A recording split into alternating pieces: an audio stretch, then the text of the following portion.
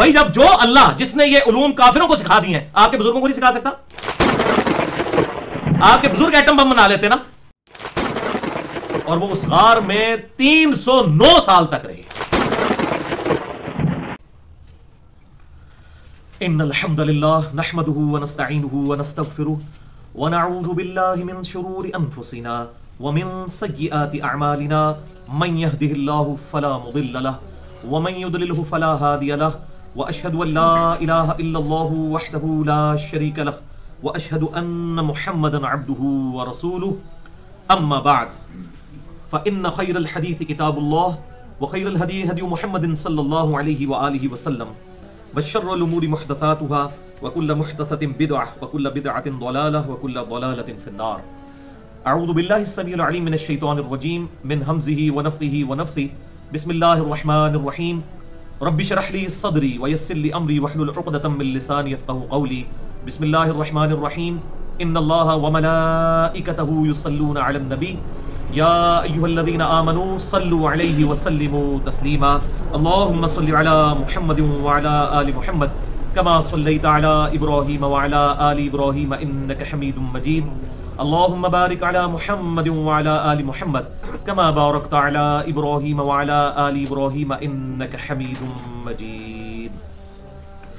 الحمدللہ آج 30 اور 31 جنوری 2016 کی درمیانی رات اور ہفتے کے دن قرآن کلاس نمبر 205 میں ہم انشاءاللہ تعالی سورہ بنی اسرائیل کی آیت نمبر 86 سے لے کر 97 تک کے کانٹیکسٹ میں اپنی چوتھی اور آخری نشست کو ڈسکس کریں گے، اور الحمدللہ انہی آیات کے کانٹیکسٹ میں آلریڈی 3 ہماری نشستیں کل ملا کر 250 منٹ کی گفتگو ہو چکی ہے، جو ہماری ویب سائٹ اہلسنتپاک.com پر مسئلہ نمبر 131A 131B اور 131C کے عنوان سے اپلوڈ ہو چکی ہے۔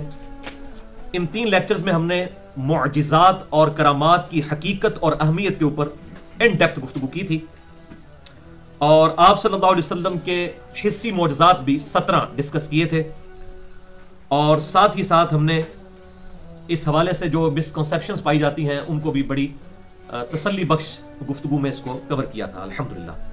آج انشاءاللہ تعالی اس سلسلے کی ہماری آخری نشست ہے، جو ہماری ویب سائٹ پر مسئلہ نمبر 131D کے عنوان سے اپلوڈ ہوگی، اور اس کا ٹاپک ہوگا مسئلہ نمبر 131D، اللہ کے سچے ولیوں کی 10 سچی کرامات قرآن حکیم اور صحیح بخاری اور صحیح مسلم کی روشنی میں۔ یہ سچے ولی میں نے اس لیے استعمال کیا تاکہ اولیاء کرام اور اولیاء کرائم مجرم جو لوگوں کے بنائے ہوئے ہیں ان میں فرق بھی پتہ چل جائے، اور سچے اللہ کے اولیاء کون ہیں اس میں الگ سے بھی ایک لیکچر دے چکا ہوں، مسئلہ نمبر 120 کے عنوان سے اللہ کے نیک بندوں کے 12 اوصاف، سورۃ الفرقان کی آخری جو آیات ہیں ان کے کانٹیکسٹ میں مسئلہ نمبر 120، جسے شوق ہو تو وہ دیکھ سکتا ہے۔ آج انشاءاللہ تعالی ہم 10 کرامات ڈسکس کریں گے، جن میں سے 2 جو ہیں وہ قرآن حکیم سے ہوں گی، اور بقیہ جو 8 کرامات ہیں وہ صحیح الاسناد احادیث کی روشنی میں، ان میں سے بھی جو 6 ہیں وہ صحیح بخاری اور صحیح مسلم سے، اور 2 جو ہیں وہ بقیہ کتابوں سے انشاءاللہ ڈسکس کریں گے۔ تو یہ کل ملا کر 10 ہو جائیں گی، تلک عشرۃ کاملہ، یہ پوری ہوئی 10۔ اس حوالے سے آپ کو ایک ریفرنس پیج بھی مل چکا ہے جس پہ قرآن حکیم کے 5 مقامات سے کراس ریفرنس کے طور پر آیات درج ہیں، انشاءاللہ ہم ان کو بھی ڈسکس کریں گے، اور ساتھ ساتھ جو احادیث ڈسکس ہوں گی انشاءاللہ میں ان کے نمبرز علماء حرمین بیروت اور دارالاسلام کی انٹرنیشنل نمبر کے مطابق بتا دوں گا، جس کے مطابق پوری دنیا میں عربی کتب شائع ہوتی ہیں اور عربی سافٹ ویئرز احادیث کے مکتبۃ الشاملہ اور باقی سافٹ ویئرز بنائے جاتے ہیں۔ اس کے باوجود اگر کسی کا کوئی سوال ہو، کوئی کوسچن ہو، تو لیکچر کے اینڈ پہ سوال کر سکتے ہیں، اور بعد میں بھی مجھے ای میل کر سکتے ہیں، mirza_95@yahoo.com میرا ای میل ایڈریس ہے۔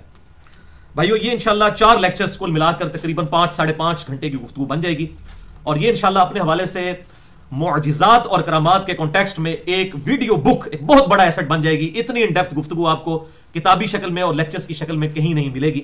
انشاءاللہ آج ہماری یہ گفتگو اللہ کے فضل سے کمپلیٹ ہو جائے گی۔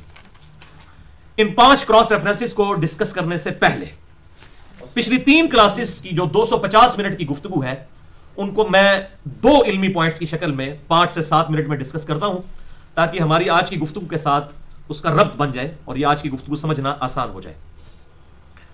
علمی پوائنٹ نمبر 1، ہمارے محبوب امام کائنات سید الاولین والآخرین شفیع المذنبین رحمت للعالمین سیدنا و مولانا امام اعظم محمد رسول اللہ صلی اللہ علیہ وآلہ وسلم کا واحد معجزہ جس کی بنیاد پر دعوی نبوت ہے وہ صرف ایک ہے، اور وہ ہے القرآن۔ آپ صلی اللہ علیہ وسلم کو اللہ تعالیٰ نے حسی معجزات بھی دیے تھے، ٹینجیبل فارم میں، فزیکل فینومینا آف نیچر کو توڑنے والے، قانون قدرت کو توڑنے والے معجزات بھی دیے تھے، لیکن ان پر دعوی نبوت نہیں ہے۔ دعوی نبوت جس کتاب کے اوپر ہے وہ ہے القرآن، اور اس کی ٹیکنیکل ریزن یہ ہے کہ چونکہ آپ صلی اللہ علیہ وسلم کی نبوت قیامت تک کے لیے ہے، لہٰذا آپ صلی اللہ علیہ وآلہ وسلم کا معجزہ بھی قیامت تک کے لیے ہونا چاہیے۔ آج سیدنا موسیٰ علی نبینا و علیہ الصلوۃ والسلام کا عصا موسوی کسی کو مل بھی جائے، وہ آپ عصا چاہے ویٹیکن سٹی میں بیٹھے ہوئے پوپ کے ہاتھ میں دے دیں کرسچن، یا یروشلم میں بیٹھے ہوئے کسی یہودی پریسٹ کے ہاتھ میں دے دیں، یا امام کعبہ کے ہاتھ میں دے دیں، اس کو اژدہا کوئی نہیں بنا سکتا۔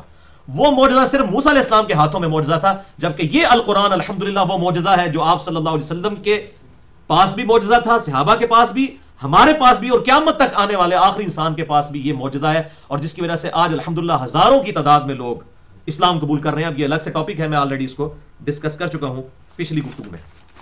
علمی پوائنٹ نمبر 2، اور وہ ہے بھائیو معجزات، جنہیں ہم انگلش میں میریکلز کہتے ہیں، اور کرامات، بلیسنگز، اللہ تعالیٰ کا خاص جو کرم ہوتا ہے کسی کی دعا قبول ہو جائے۔ یہ کوئی کمپیٹنسی یا کیپیبلٹی یا صلاحیت نہیں ہے جو شخص کوئی حاصل کر لے۔ مثال کے طور پر اگر کوئی ڈرائیونگ کرنا سیکھ جائے تو وہ ظاہر ہے گاڑی چلا لے گا۔ یہ معجزہ اس طرح کی کوئی چیز نہیں ہے جو کسی کے ہاتھ میں آ جائے کہ وہ کرنا شروع کر دے، یا کرامت، بلکہ اس کا تعلق ٹوٹلی اللہ تعالیٰ کے ساتھ ہے۔ البتہ معجزات میں کچھ معجزات ایسے ہوتے ہیں جو پرماننٹلی نبیوں کے ساتھ اٹیچ ہو جاتے ہیں، جیسا کہ سورہ سبا کے حوالے سے ہم نے ڈسکس کیا تھا کہ حضرت داؤد علیہ السلام کے ہاتھ پہ اللہ تعالیٰ نے لوہے کو نرم کر دیا تھا، وہ اس کو بالکل آٹے کی طرح گوندھ لیتے تھے اور زرہ بنایا کرتے تھے، یہ جو جنگ سے بچاؤ کے لیے ہم باڈی آرمر جو پہنا جاتا ہے وہ بنایا کرتے تھے۔ اسی طریقے سے حضرت سلیمان علیہ السلام کو اللہ تعالیٰ نے پرندوں کی بولیاں سکھا دی تھیں، اور ہمارے محبوب صلی اللہ علیہ وسلم کے مبارک پسینے سے خوشبو آتی تھی۔ آپ صلی اللہ علیہ وسلم اپنی پیٹھ کے پیچھے بھی دیکھ لیتے تھے، آپ کی یہاں پر کوئی آنکھ نہیں تھی، لیکن بخاری اور مسلم کی احادیث سے ہمیں پتہ چلتا ہے کہ آپ ان دو آنکھوں کے ساتھ 360 ڈگری کا ویژن کور کر لیتے تھے۔ ہم تو 180 ڈگری تک بھی مشکل سے دیکھتے ہیں۔ تو اس قسم کے پرماننٹلی اٹیچ معجزات بھی بعض ہوتے ہیں۔ البتہ جو کرامت ہے اس کا تعلق خالصتاً دعا کی قبولیت کے ساتھ ہے۔ یہ کوئی ایسی چیز نہیں کہ کسی کے ہاتھ میں آ جائے اور وہ کرنا شروع کر دے، جس طرح کہ یہ عجیب و غریب قسم کے واقعات بزرگوں کے بارے میں ڈھکوسلے مشہور کیے ہوتے ہیں۔ وہ میں نے پہلے بھی عرض کیا کہ اب یہ قیامت تک کوئی بزرگ اس قسم کا کارنامہ نہیں کر سکے گا۔ اس کی وجہ یہ ہے کہ اب میڈیا کا دور ہے، اب جیو نیوز کا دور ہے، اب ARY ایکسپریس، دنیا ٹی وی، BBC، CNN، اس کے سامنے پبلکلی آ کے یہ چیز پروف کرنی ہوگی۔ وہ تو ہر چیز ادھیڑ کے جو ہے وہ سائڈ پہ کر دیں گے، سارا چٹا بٹا کھول کے رکھ دیں گے، اس قسم کے جو الوژنز اور فراڈ ہیں۔ تو اس حوالے سے یہ سب کی سب چیزیں جھوٹ پہ چل رہی تھی، اس لیے اب آپ کو آج کل کوئی ایسے واقعات نہیں نظر آئیں گے۔ ورنہ دعویٰ تو ہے نا جی ہر وقت اللہ کے اولیاء سے، آپ اولیاء بھی ان کے لیے اس قسم کے کرتب دکھانے والے لوگ رہ گئے جی۔ دنیا خالی نہیں ہوتی تو اونٹتے آمن اولیاء سامنے ہوتے، ضرورت ہے زیادہ۔ اب تو لوگ قرآن و سنت پڑھ پڑھ کے ان کے بقول گمراہ ہو رہے ہیں، تو اس وقت تو زیادہ ضرورت ہے کہ یہ لوگ سامنے آئے اور کرتب کر کے لوگوں کو دکھائیں، لیکن یہ اب انشاءاللہ نہیں لائیں گے، اس قسم کا کوئی کام نہیں کر سکیں گے، کیونکہ ان کے اوپر بہت بڑا میڈیا کا چیک لگ چکا ہے الحمدللہ۔ باقی یہ جو استدراج ہے، ایلوژن جسے ہم کہتے ہیں، نظر بندی، یہ غیر مسلم سے بھی ظاہر ہو سکتی ہے، کسی فاسق و فاجر انسان سے بھی ظاہر ہو سکتی ہے، اور اس قسم کے ایلوژنز جو ہیں آپ یوٹیوب پہ اگر دیکھیں، اس وقت ٹاپ لیڈنگ جو دو لوگ ہیں، ایک کرس اینجل ہے اور دوسرا ہے ڈیوڈ کاپرفیلڈ۔ اگر آپ یوٹیوب پہ ان کے نام لکھیں تو آپ کو اندازہ ہوگا کہ وہ کس کس قسم کے کرتب کر کے پبلکلی دکھاتے ہیں۔ کوئی پانی پہ چل کے دکھا رہے ہیں، دیوار پہ چلتے ہوئے دکھایا جاتا ہے ان کو، انسان کے دو ٹکڑے کر کے اس کو جوڑ دیتے ہیں، یہ سارے ایلوژن ہوتے ہیں، وہ سب کے سب انہوں نے دھوکے کیے ہوئے ہوتے ہیں۔ ان کی اصلیت بھی لوگوں نے یوٹیوب پہ کھول کے رکھ دی ہے کہ کس طریقے سے انہوں نے یہ چیزیں کی ہوئی ہیں۔ ایکچولی وہ چیز نہیں ہوتی، وہ نظر بندی ہوتی ہے۔ جیسا کہ موسیٰ علیہ السلام کے سامنے جادوگروں نے رسیاں پھینکی تو وہ ان کو سانپ نظر آئی، ہے نہیں تھی سانپ، نعوذ باللہ۔ سورۃ الحج کے اندر اللہ تعالیٰ نے کیٹاگوریکلی یہ ڈیسیژن دیا ہے کہ اللہ تعالیٰ کے علاوہ کوئی ہستی ایک مکھی بھی پیدا نہیں کر سکتی، اور مکھی اسے کچھ چھین کے لے جائے وہ اس سے لے نہیں سکتے۔ وہ انہوں نے سانپ نہیں بنائے تھے، وہ رسیاں ان کو سانپ نظر آئی تھی، ایکچولی وہ ہے رسیاں ہی تھیں، وہ نظر بندی تھی اور دھوکہ تھا۔ بہرحال یہ جو کرامات ہیں ان کا تعلق دعا کی قبولیت کے ساتھ ہے، اور ہم یہ کرم کا لفظ بھی اللہ تعالیٰ کے ریفرنس سے بولتے ہیں کہ فلاں پر اللہ کا بڑا کرم ہے، اللہ تعالیٰ کی خاص خصوصی رحمت ہے۔ اس کا تعلق زیادہ زیادہ دعا کی قبولیت کے ساتھ ہے۔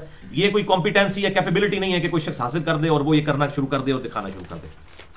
اب بھائیو اپنا وہ پیج نکال لیجئے کراس ریفرنسز والا، جس پہ 5 کراس ریفرنسز درج ہیں قرآن حکیم کے مختلف مقامات سے، اور انہی کے کانٹیکسٹ میں ہماری آج کی انشاءاللہ گفتگو ہوگی۔ کراس ریفرنس نمبر 1، سورۃ الکہف کی آیت نمبر 9 سے لے کر 25 تک۔ یہ کرامت کی پہلی مثال ہے قرآن حکیم کے اندر۔ اصحاب کہف کا قصہ ہے۔ یہ اصحاب کہف جو ہیں، یہ آپ سمجھ لیں ان کا زمانہ تقریباً 125 عیسوی کا ہے، یعنی حضرت عیسیٰ علیہ السلام کے رفع سماوی یعنی زندہ اٹھائے جانے کے تقریباً 100 سال کے بعد کا واقعہ ہے، 33 ہجری میں ان کو اٹھایا گیا. تو یہ آپ سمجھ لیں کہ عیسیٰ علیہ السلام کے تابعین تھے اصحاب کہف. کہف کہتے ہیں عربی میں غار کو، غار والے لوگ. تو ان کی کرامت کا ذکر بھی اللہ تعالیٰ نے قرآن حکیم میں کیا ہے، لیکن ان کی کرامت یہ نہیں کہ انہوں نے کچھ کر کے دکھا دیا ہے. ان کی کرامت سے مراد ہے ان پر اللہ کا کرم. اور وہ سورۃ الکہف کی آیت نمبر 9 سے 25 تک، اور انہی کے نام پر سورت کا نام بھی ہے الکہف. اعوذ باللہ من الشیطان الرجیم، بسم اللہ الرحمن الرحیم. اور یہ اصحاب کہف جو ہیں یہ کرسچن مائتھالوجی میں بھی ان کا ذکر ملتا ہے 7 سلیپرز کے نام سے، 7 سونے والے. ام حسبت ان اصحاب الکہف والرقیم، کیا تم نے یہ گمان کیا کہ غار والے اور تختیوں والے، یعنی غار پر ان کے نام کی تختیاں لکھ کر ان کو اس میں قید کر دیا گیا تھا اس وقت کے بادشاہ دقیانوس کی طرف سے، یہ لوگ جو تھے ان کے ساتھ جو معاملات ہوئے، کانوا من آیاتنا عجبا، کہ یہ ہماری قدرت کی عجیب نشانیوں میں سے تھا. یعنی اللہ تعالیٰ ہمارے، تم سمجھ رہے ہو یہ کوئی عجیب نشانی ہے؟ اللہ کے ہاں تو یہ کوئی عجیب نہیں. واللہ اس سے بڑا معجزہ ایک انڈے میں سے چوزا نکلنا ہے. کائنات میں جو کچھ ہو رہا ہے یہ سب کا سب معجزہ ہی ہے. کچھ معجزوں، معجزہ کہتے ہیں عقل کو عاجز کر دینے والی چیز. یہ علم الکلام کی ٹرم ہے، احادیث میں اور قرآن میں آیتن آیا ہے، سائن، نشانی. یہ معجزہ جو ہے عقل کو عاجز کر دینے والی چیز، کائنات میں ہر چیز معجزہ ہے. ہم اس کے عادی ہو چکے ہیں.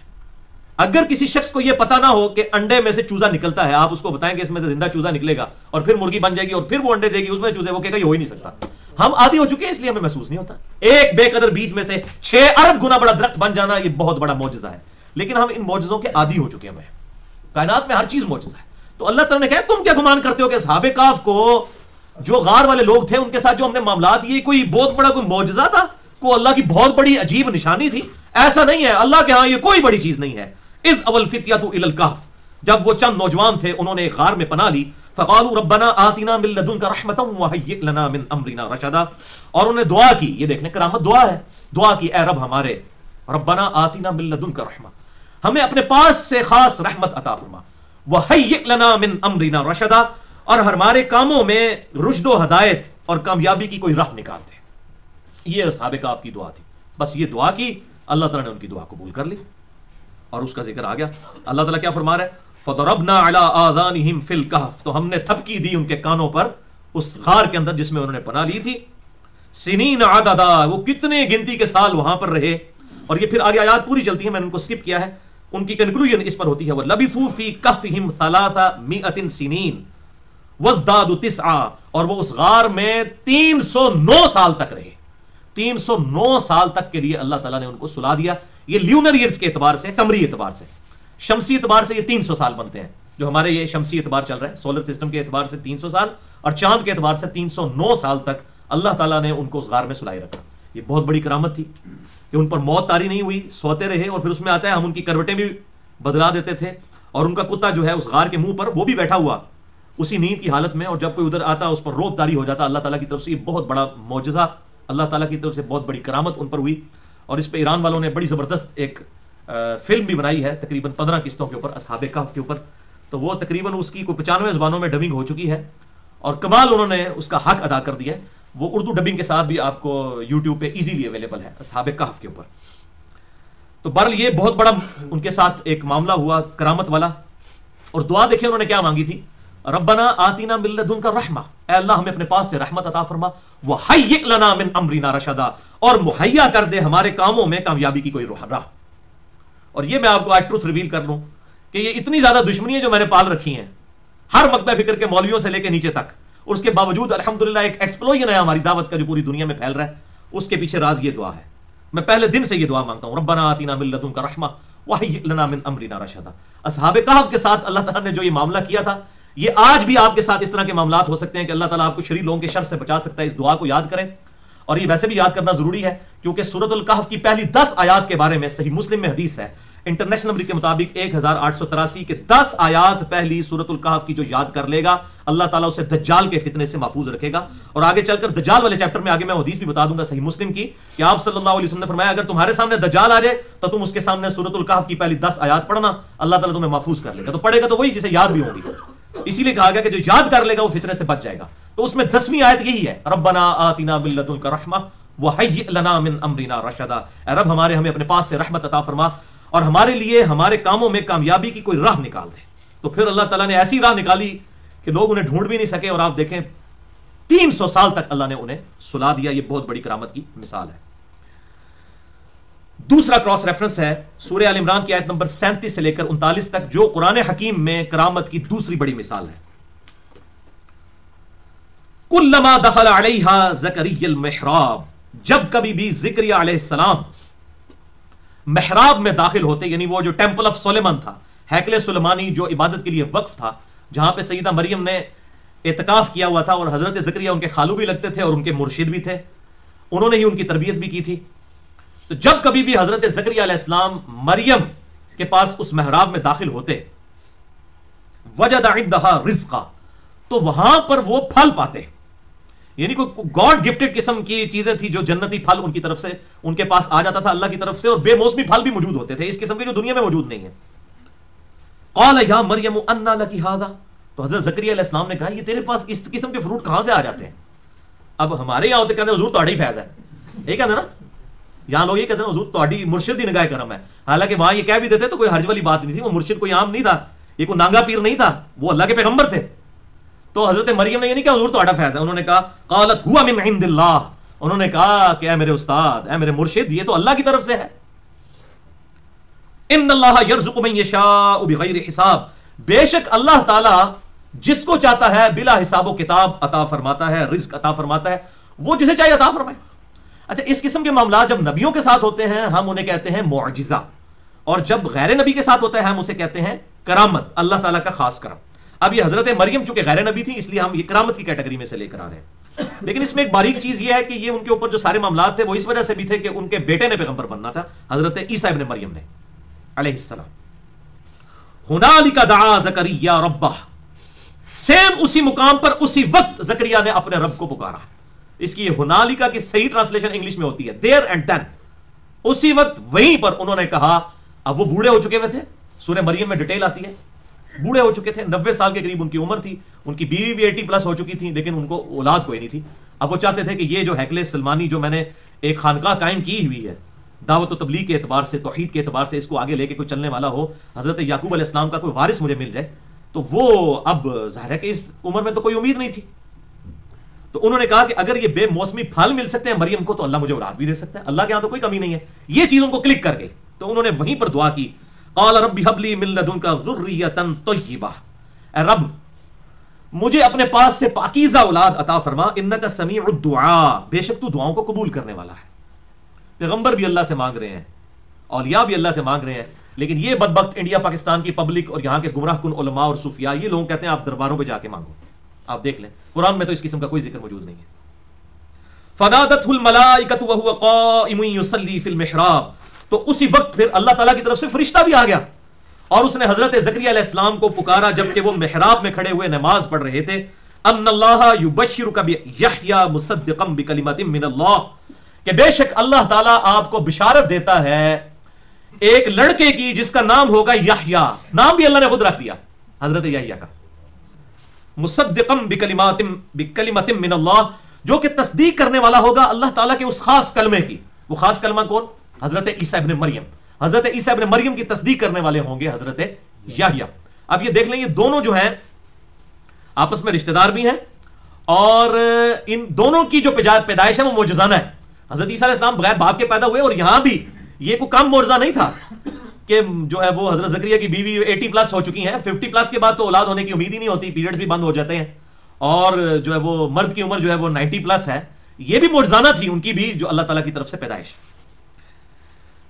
وَسَيِّدًا وَحَسُورًا وَنَبِيًّا مِنَ الصَّالِحِينَ، اور وہ سردار ہوں گے اور حسورا عورتوں سے بچنے والے ہوں گے، وَنَبِيًّا مِنَ الصَّالِحِينَ، اور وہ نبی ہوں گے اور نیکوکاروں میں سے ہوں گے. یعنی نیکوکار ہونے کے لیے یہ چیز ضروری ہے کہ عورتوں کے فتنوں سے اللہ تعالیٰ کسی کو بچا لے، جیسا کہ حضرت یوسف علیہ السلام بھی پھنستے پھنستے ہی اللہ تعالیٰ کی طرف سے بچے، جو سورہ یوسف میں آتا ہے کہ اس عورت نے یوسف کا قصد کیا، یوسف بھی قصد کر لیتا اگر اپنے رب کی برہان نہ دیکھتا. تو اللہ تعالیٰ نے کہا کہ حضرت یحییٰ کے بارے میں اسپیشل پروٹیکشن میں ہوں گے. اور یہ حقیقت بات ہے کہ آپ اگر تورات پڑھ کے دیکھیں تو آپ کو اندازہ ہوگا کہ حضرت یحییٰ علیہ السلام کو اللہ تعالیٰ نے بڑی چھوٹی عمر کے اندر بڑی حکمت عطا فرما دی تھی. بڑے بڑے فلاسفر بھی اس قسم کی گفتگو نہیں کر سکتے تھے جو یہ 8-10 سال کی عمر میں ایک بچہ جو ہے یہ حضرت یحییٰ علیہ السلام گفتگو کرتے تھے، اور اللہ کی جس درجے میں ان کو معرفت حاصل تھی. تو یہ بھائیو حضرت عیسیٰ علیہ السلام کی والدہ پر خاص کرم ہوا اللہ تعالیٰ کا عیسیٰ علیہ السلام کی نسبت کی وجہ سے، تو یہ بھی ایک کرامت کی مثال ہے۔ اسی قسم کی اس سے ملتی جلتی آپ کہہ لیں کہ حضرت موسیٰ علیہ السلام کی والدہ کے ساتھ بھی معاملہ ہوا کہ اللہ تعالیٰ نے ان کے ساتھ بھی اسپیشل ایک پروٹوکول والا معاملہ کیا، جو کہ اسی کے ضمن میں آتا ہے کہ وہ بھی موسیٰ علیہ السلام کی والدہ تھیں، اور وہ ہے اگلا کراس ریفرنس نمبر 3 سورۃ القصص آیت نمبر 7 اور 8۔ وَأَوْحَيْنَا إِلَىٰ أُمِّ مُوسَىٰ، اور ہم نے وحی کی موسیٰ علیہ السلام کی ماں کو۔ اب فرعون کیا کرتا تھا کہ اس سے یہ خبر مل چکی تھی کہ بنی اسرائیل میں سے ایک لڑکا پیدا ہوگا جو کہ میری سلطنت کو 300 سال کی جو سلطنت ہے اس کو الٹ کر رکھ دے گا۔ تو وہ بنی اسرائیل میں سے جو لڑکے پیدا ہوتے تھے ان کو قتل کروا دیتا تھا اور لڑکیوں کو زندہ رکھتا تھا۔ اس کا ذکر سورہ البقرہ کے اندر بھی ملتا ہے، سورۃ الاعراف کے اندر بھی، سورۃ القصص کے اندر بھی، سورہ طٰہٰ کے اندر بھی۔ اب اسی کانٹیکسٹ میں بات ہو رہی ہے کہ موسیٰ علیہ السلام بھی ظاہر ہے بنی اسرائیل میں پیدا ہوئے، ان کی ماں کو بھی خطرہ تھا کہ یہ تو ذبح کر دیں گے فرعونی آ کر۔ تو اللہ تعالیٰ فرماتا ہے ہم نے وحی کی موسیٰ کی ماں پر، ان ارضعہ، کہ تو اس کو دودھ پلاتی رہ، فَإِذَا خِفْتِ عَلَيْهِ، اور جب تجھے خوف ہو اس کے بارے میں کہ فرعونی اس کو حاصل کر کے قتل کر دیں گے، فَأَلْقِيهِ فِي الْيَمِّ، تو اسے تو دریا میں ڈال دینا۔ دریائے نیل وہاں سے گزرتا تھا، اس دریا میں تو ڈال دینا۔ اب یہ بہت بڑا ڈیسیژن ہے، بغیر وحی کے تو نہیں ہو سکتا، اتنا بڑا رسک۔ تو اس وقت غیر انبیاء پر بھی وحی نازل ہوا کرتی تھی، کشف کی فارم میں، الہام کی فارم میں، لیکن ختم نبوت کی وجہ سے اس امت میں یہ بین ہو چکی ہے۔ اور میں نے اس پہ پورا لیکچر بھی ریکارڈ کروا دیا، مسئلہ نمبر 6B، کشف، الہام اور خوابوں سے متعلق فرقہ وارانہ نظریات کا تحقیقی جائزہ، کہ جس طرح توحید کامل ہوئی ہے اس امت میں کہ سجدہ تعظیمی بھی حرام ہو گیا جو اگلی امتوں میں جائز تھا۔ حضرت آدم علیہ السلام کو فرشتوں نے سجدہ کیا، یوسف علیہ السلام کو ان کے بھائیوں اور ماں باپ نے کیا۔ اسی طریقے سے ختم نبوت کی وجہ سے اس امت میں کشف اور الہام والا معاملہ بھی ختم ہو گیا، تاکہ کوئی یہ دعویٰ نہ کر سکے کوئی دجال، غلام احمد قادیانی اور کسی اور جیسا کہ میرے اوپر وہی نازل ہوتی ہے۔ کشف والا معاملہ بھی اس امت سے اللہ تعالیٰ نے ختم فرما دیا، یہ معاملہ ہمیشہ کے لیے ختم۔ اس حوالے سے جتنی مسکنسیپشنز ہیں پونے 2 گھنٹے میں مسئلہ نمبر 6B میرا ریکارڈ ہے، کشف، الہام اور خوابوں سے متعلق فرقہ وارانہ نظریات کا تحقیقی جائزہ، اس میں بھی میں نے ان آیات کو ڈسکس کیا ہے۔ ولا تخافی ولا تحزنی، اور دیکھنا ڈرنا مت اور غم نہ کھانا۔ اب ظاہر ہے یہ کیسے ہو سکتا ہے ایک بچے کو آپ ایک صندوق میں ڈال کے اور دریا کی موجوں پر چھوڑ دیں؟ بڑا بندہ نہیں چھلانگ مار سکتا جس کو تیراکی آتی بھی ہو، اور ایک بچے کو، دودھ پیتے بچے کو، یہ اللہ تعالیٰ نے اسپیشل ان کو یہ وحی فرما دی، اِنَّا رَادُّوهُ إِلَيْكَ، بے شک ہم اس بچے کو تیرے تک لوٹا دیں گے۔ اور لوٹایا پھر سورہ طٰہٰ کے اندر آتا ہے کہ اللہ تعالیٰ فرماتا ہے ہم نے ساری جو دائیاں تھیں ان کے دودھ موسیٰ علیہ السلام پہ حرام کر دیے تھے۔ موسیٰ علیہ السلام کی بڑی بہن وہاں پر پہنچی، انہوں نے کہا میں تمہیں ایک گھر کی خبر دیتی ہوں کہ وہ ایک دودھ پلانے والی ہے، وہ اس کا دودھ چیک کرو۔ تو وہ ظاہر والدہ کے پاس پھر واپس موسیٰ علیہ السلام آ گئے، پھر ورزش وہاں پر۔ تو یہاں پر اس کا اشارہ ہے کہ ہم اسے تیری طرف لوٹا دیں گے۔ وَجَاعِلُوهُ مِنَ الْمُرْسَلِينَ، اور ہم نے تو اس کو رسول بنانا ہے، ڈسین کر لیا ہے، یہ تو مستقبل میں ہمارا پروفٹ بننے والا ہے۔ فَالْتَقَطَهُ آلُ فِرْعَوْنَ، اور آل فرعون، فرعون کے گھر والوں نے اس کو نکال لیا۔ وہ اس میں سے ہی کوئی نہر نکل کے اس کے محل سے گزر رہی تھی، اس میں وہ اللہ تعالیٰ ظاہر ہے لے آیا فرشتوں کے ذریعے یا اپنی قدرت کے معاملات فرما کے، تو وہ انہوں نے اس کو نکال لیا وہاں سے۔ تو اللہ تعالیٰ فرماتا ہے انہوں نے نکال لیا لِيَكُونَ لَهُمْ عَدُوًّا وَحَزَنًا، تاکہ یہ ان کا دشمن اور ان کے غم کا باعث بنے۔ یہ اللہ تعالیٰ نے کتنی ٹاٹ والی بات کی ہے۔ اللہ فرماتا ہے ہم نے اس لیے ان کے حوالے کیا کہ تاکہ اپنا دشمن خود پالن ہے، اس کی سرپرستی خود کریں۔ اب کسی کو پتا ہوتا ہے کہ کیا معاملات ہونے والے ہیں؟ یہی میں کہتا ہوں کہ آل فرعون کے ہاں اگر موسیٰ پیدا ہو سکتا ہے تو بنو امیہ کے ہاں عمر بن عبدالعزیز بھی پیدا ہو سکتا ہے۔ یہ اللہ تعالیٰ کے معاملات ہیں کہ اللہ تعالیٰ، وہ اکثر لوگ کہتے ہیں بنو امیہ کے آپ خلاف ہیں، تو حضرت عثمان اور حضرت عمر بن عبدالعزیز رضی اللہ عنہما وعلیہم السلام وہ بھی تو ہیں، تو بھائی میرے آل فرعون میں موسیٰ بھی آ سکتا ہے، ایسا کوئی مسئلہ نہیں ہے۔ لیکن اب وہ موسیٰ کا بینیفٹ سارے فرعونیوں کو تو نہیں دیا جا سکتا کہ سارے فرعون کے گھر والے بڑے اچھے ہیں، تو یہ وہ چیز ہے۔ تو اللہ تعالیٰ فرماتا ہے ہم نے اس لیے کیا کہ یہ ہماری ایک خفیہ تدبیر تھی کہ یہ اپنے دشمن اور ان کا دشمن بنے اور ان کے غم کا باعث بنے۔ ان فرعون وحامان وجنودہما کانوا خاطئین، بے شک فرعون اور حامان اور اس کے سارے لشکر جو ہیں یہ بڑے خطا کار تھے۔ تو یہ اللہ کی خفیہ تدبیر ہوئی، واللہ خیر الماکرین، اللہ خفیہ تدبیر فرمانے والا ہے۔ اللہ تعالیٰ نے ان کے اس دشمن کو جس نے ان کی 300 سال کی سلطنت کو الٹ پلٹ کر رکھ دینا تھا، وہ شخص جو زبان سے بھی توتلا تھا، جو بول نہیں سکتا تھا صحیح طریقے سے، اسی لیے تو حضرت موسیٰ علیہ السلام نے دعا کی نا، رب اشرح لی صدری ویسر لی امری واحلل عقدۃ من لسانی یفقہوا قولی، سورہ طٰہٰ میں آپ دیکھ لیں اللہ تعالیٰ ایک ایسے شخص سے کہ جس کی زبان میں بھی لکنت ہے، فرعون کی اتنی بڑی سلطنت الٹ پلٹ کے کروا دی۔ یہ اللہ تعالیٰ جسے چاہے یہ فضل عطا فرمائے۔ کراس ریفرنس نمبر 4 وہ ہے سورۃ الکہف کی آیت نمبر 65 سے لے کر 82 تک، حضرت موسیٰ اور حضرت خضر علیہم السلام کا واقعہ بڑا مشہور ہے۔ اب وہ بہت لمبا واقعہ ہے، میں نے چند آیات اس میں سے درج کی ہیں تاکہ آپ کو پتہ چل جائے. بخاری اور مسلم میں بڑی ڈیٹیل کے ساتھ یہ واقعہ آیا ہے، اور قرآن حکیم میں بھی پوری ڈیٹیل کے ساتھ یہ واقعہ آیا ہے. بل کچھ چیزیں قرآن میں نہیں آئی ہیں جو اس کا سٹارٹنگ پوائنٹ ہے وہ بخاری اور مسلم میں آتا ہے. صحیح بخاری میں انٹرنیشنل نمبر کے مطابق 3401 نمبر، صحیح مسلم میں 6 طریق ہیں اس کے، 6 طرق، 6163 سے 6168 تک، کہ حضرت موسیٰ علیہ السلام کی مبارک زبان سے یہ کلمات نکل گئے کہ اس وقت دنیا میں سب سے بڑا عالم میں ہوں. اللہ تعالیٰ کو یہ کلمات پسند نہیں آئے. پھر اللہ تعالیٰ نے فرمایا کہ اب میں تیرا واسطہ پھر ایسے بندے کے ساتھ ڈالوں گا جسے میں نے وہ علم دیا ہے جو تیرے پاس بھی نہیں ہے. حالانکہ یہ کہنا چاہیے کہ سب سے بڑا عالم اللہ ہے. تو پھر اللہ تعالیٰ نے انہیں ایک ترکیب سجھائی کہ اپنے ساتھی کو یوشع ابن نون کو، جو خلیفہ اول بھی بعد میں بنے، ان کے ساتھ لے کر چلیں تو آپ کو اس بندے کے ساتھ ملاقات کروائی جائے گی. اس کا ذکر قرآن میں تو نہیں آیا لیکن بخاری مسلم میں ان کا نام بھی آیا ہے، خضر علیہ السلام. خضر عربی میں کہتے ہیں سبزے کو، گرینری کو، اس لیے گنبد خضرا بھی بولا جاتا ہے کیونکہ اس کا گرین کلر ہے، سبز رنگ ہے. تو یہ جہاں سے گزرتے تھے وہاں پر سبزہ اگ جایا کرتا تھا، اس لیے ان کا نام ہے الخضر. عربی میں خضر کہیں گے، اردو میں خضر علیہ السلام. تو ان کے ساتھ ملاقات کا اللہ تعالیٰ نے معاملہ فرمایا تاکہ کچھ انہیں ایسی باتیں سکھائی جائیں اللہ تعالیٰ کی تقدیر کے حوالے سے. تو اس کا ذکر ہے فوجد عبدا من عبدنا، تو اس نے وہاں پر 2 پانیوں کے ملنے کی جگہ تھی. وہ قرآن میں ذکر آتا ہے ڈیٹیل کے ساتھ کہ وہاں پر ان کے پاس ایک مچھلی تھی اپنی جو ساتھ لے کے چل رہے تھے. ان کے خادم نے اٹھایا ہوا تھا وہ برتن، وہ مچھلی زندہ ہو کے اس برتن میں سے نکل کے دوبارہ پانی میں چلی گئی. بعد میں جا کے اس کو خادم کو یاد آیا جب انہوں نے کھانے کے لیے کچھ چیز مانگی حضرت موسیٰ علیہ السلام نے کہا جی وہاں سے تو مچھلی آپ کی غائب ہو گئی تھی، شیطان نے مجھے بلا دیا. پھر واپس پہنچے تو وہاں پر 2 دریاؤں کے ملنے کی جگہ پر وہاں پر حضرت خضر علیہ السلام سے ان کی ملاقات ہوئی. فوجد عبدا من عبدنا، تو انہوں نے وہاں پایا ایک بندے کو ہمارے بندوں میں سے. اور بخاری مسلم میں آگے الفاظ ہیں کہ اس شخص نے کہا کہ اے موسیٰ علیہ السلام، اللہ نے کچھ علوم مجھے ایسے سکھائے ہیں جو آپ کو نہیں سکھائے، اور کچھ چیزیں آپ کو ایسی سکھائی ہیں جو مجھے نہیں سکھائی ہیں. تو موسیٰ علیہ السلام کی اپنی فوقیت تھی اور اس کو اللہ تعالیٰ نے لاتا. وہ کوئی ولی نہیں تھا، نعوذ باللہ. یہ تو عقیدہ ہی گمراہ کن ہے. پوری امت میں کسی کا یہ عقیدہ نہیں ہے کہ نبی کبھی کسی غیر نبی سے علم حاصل کرے گا. نبی کو نبی ہی سکھاتا ہے. حضرت جبرائیل علیہ السلام نے ہمارے محبوب صلی اللہ علیہ وسلم کو اللہ تعالیٰ کی وحی کے ذریعے پڑھایا، نماز کا طریقہ سکھایا. یہ ساری چیزیں بخاری مسلم میں جو آتی ہیں. تو وہ پیغمبر تھے، وہ فرشتوں کے پیغمبر ہیں حضرت جبرائیل علیہ السلام. عام فرشتے نہیں ہیں، فرشتوں کے پیغمبر ہیں. تو یہ بھی خضر علیہ السلام بھی کوئی اللہ کے پیغمبر ہی ہو سکتے ہیں، ولی نہیں ہو سکتے. جو ڈاکٹر طاہر القادری صاحب جو ہیں وہ دھوکہ دیتے ہیں پبلک کو، جی ولی کے پاس جاؤ.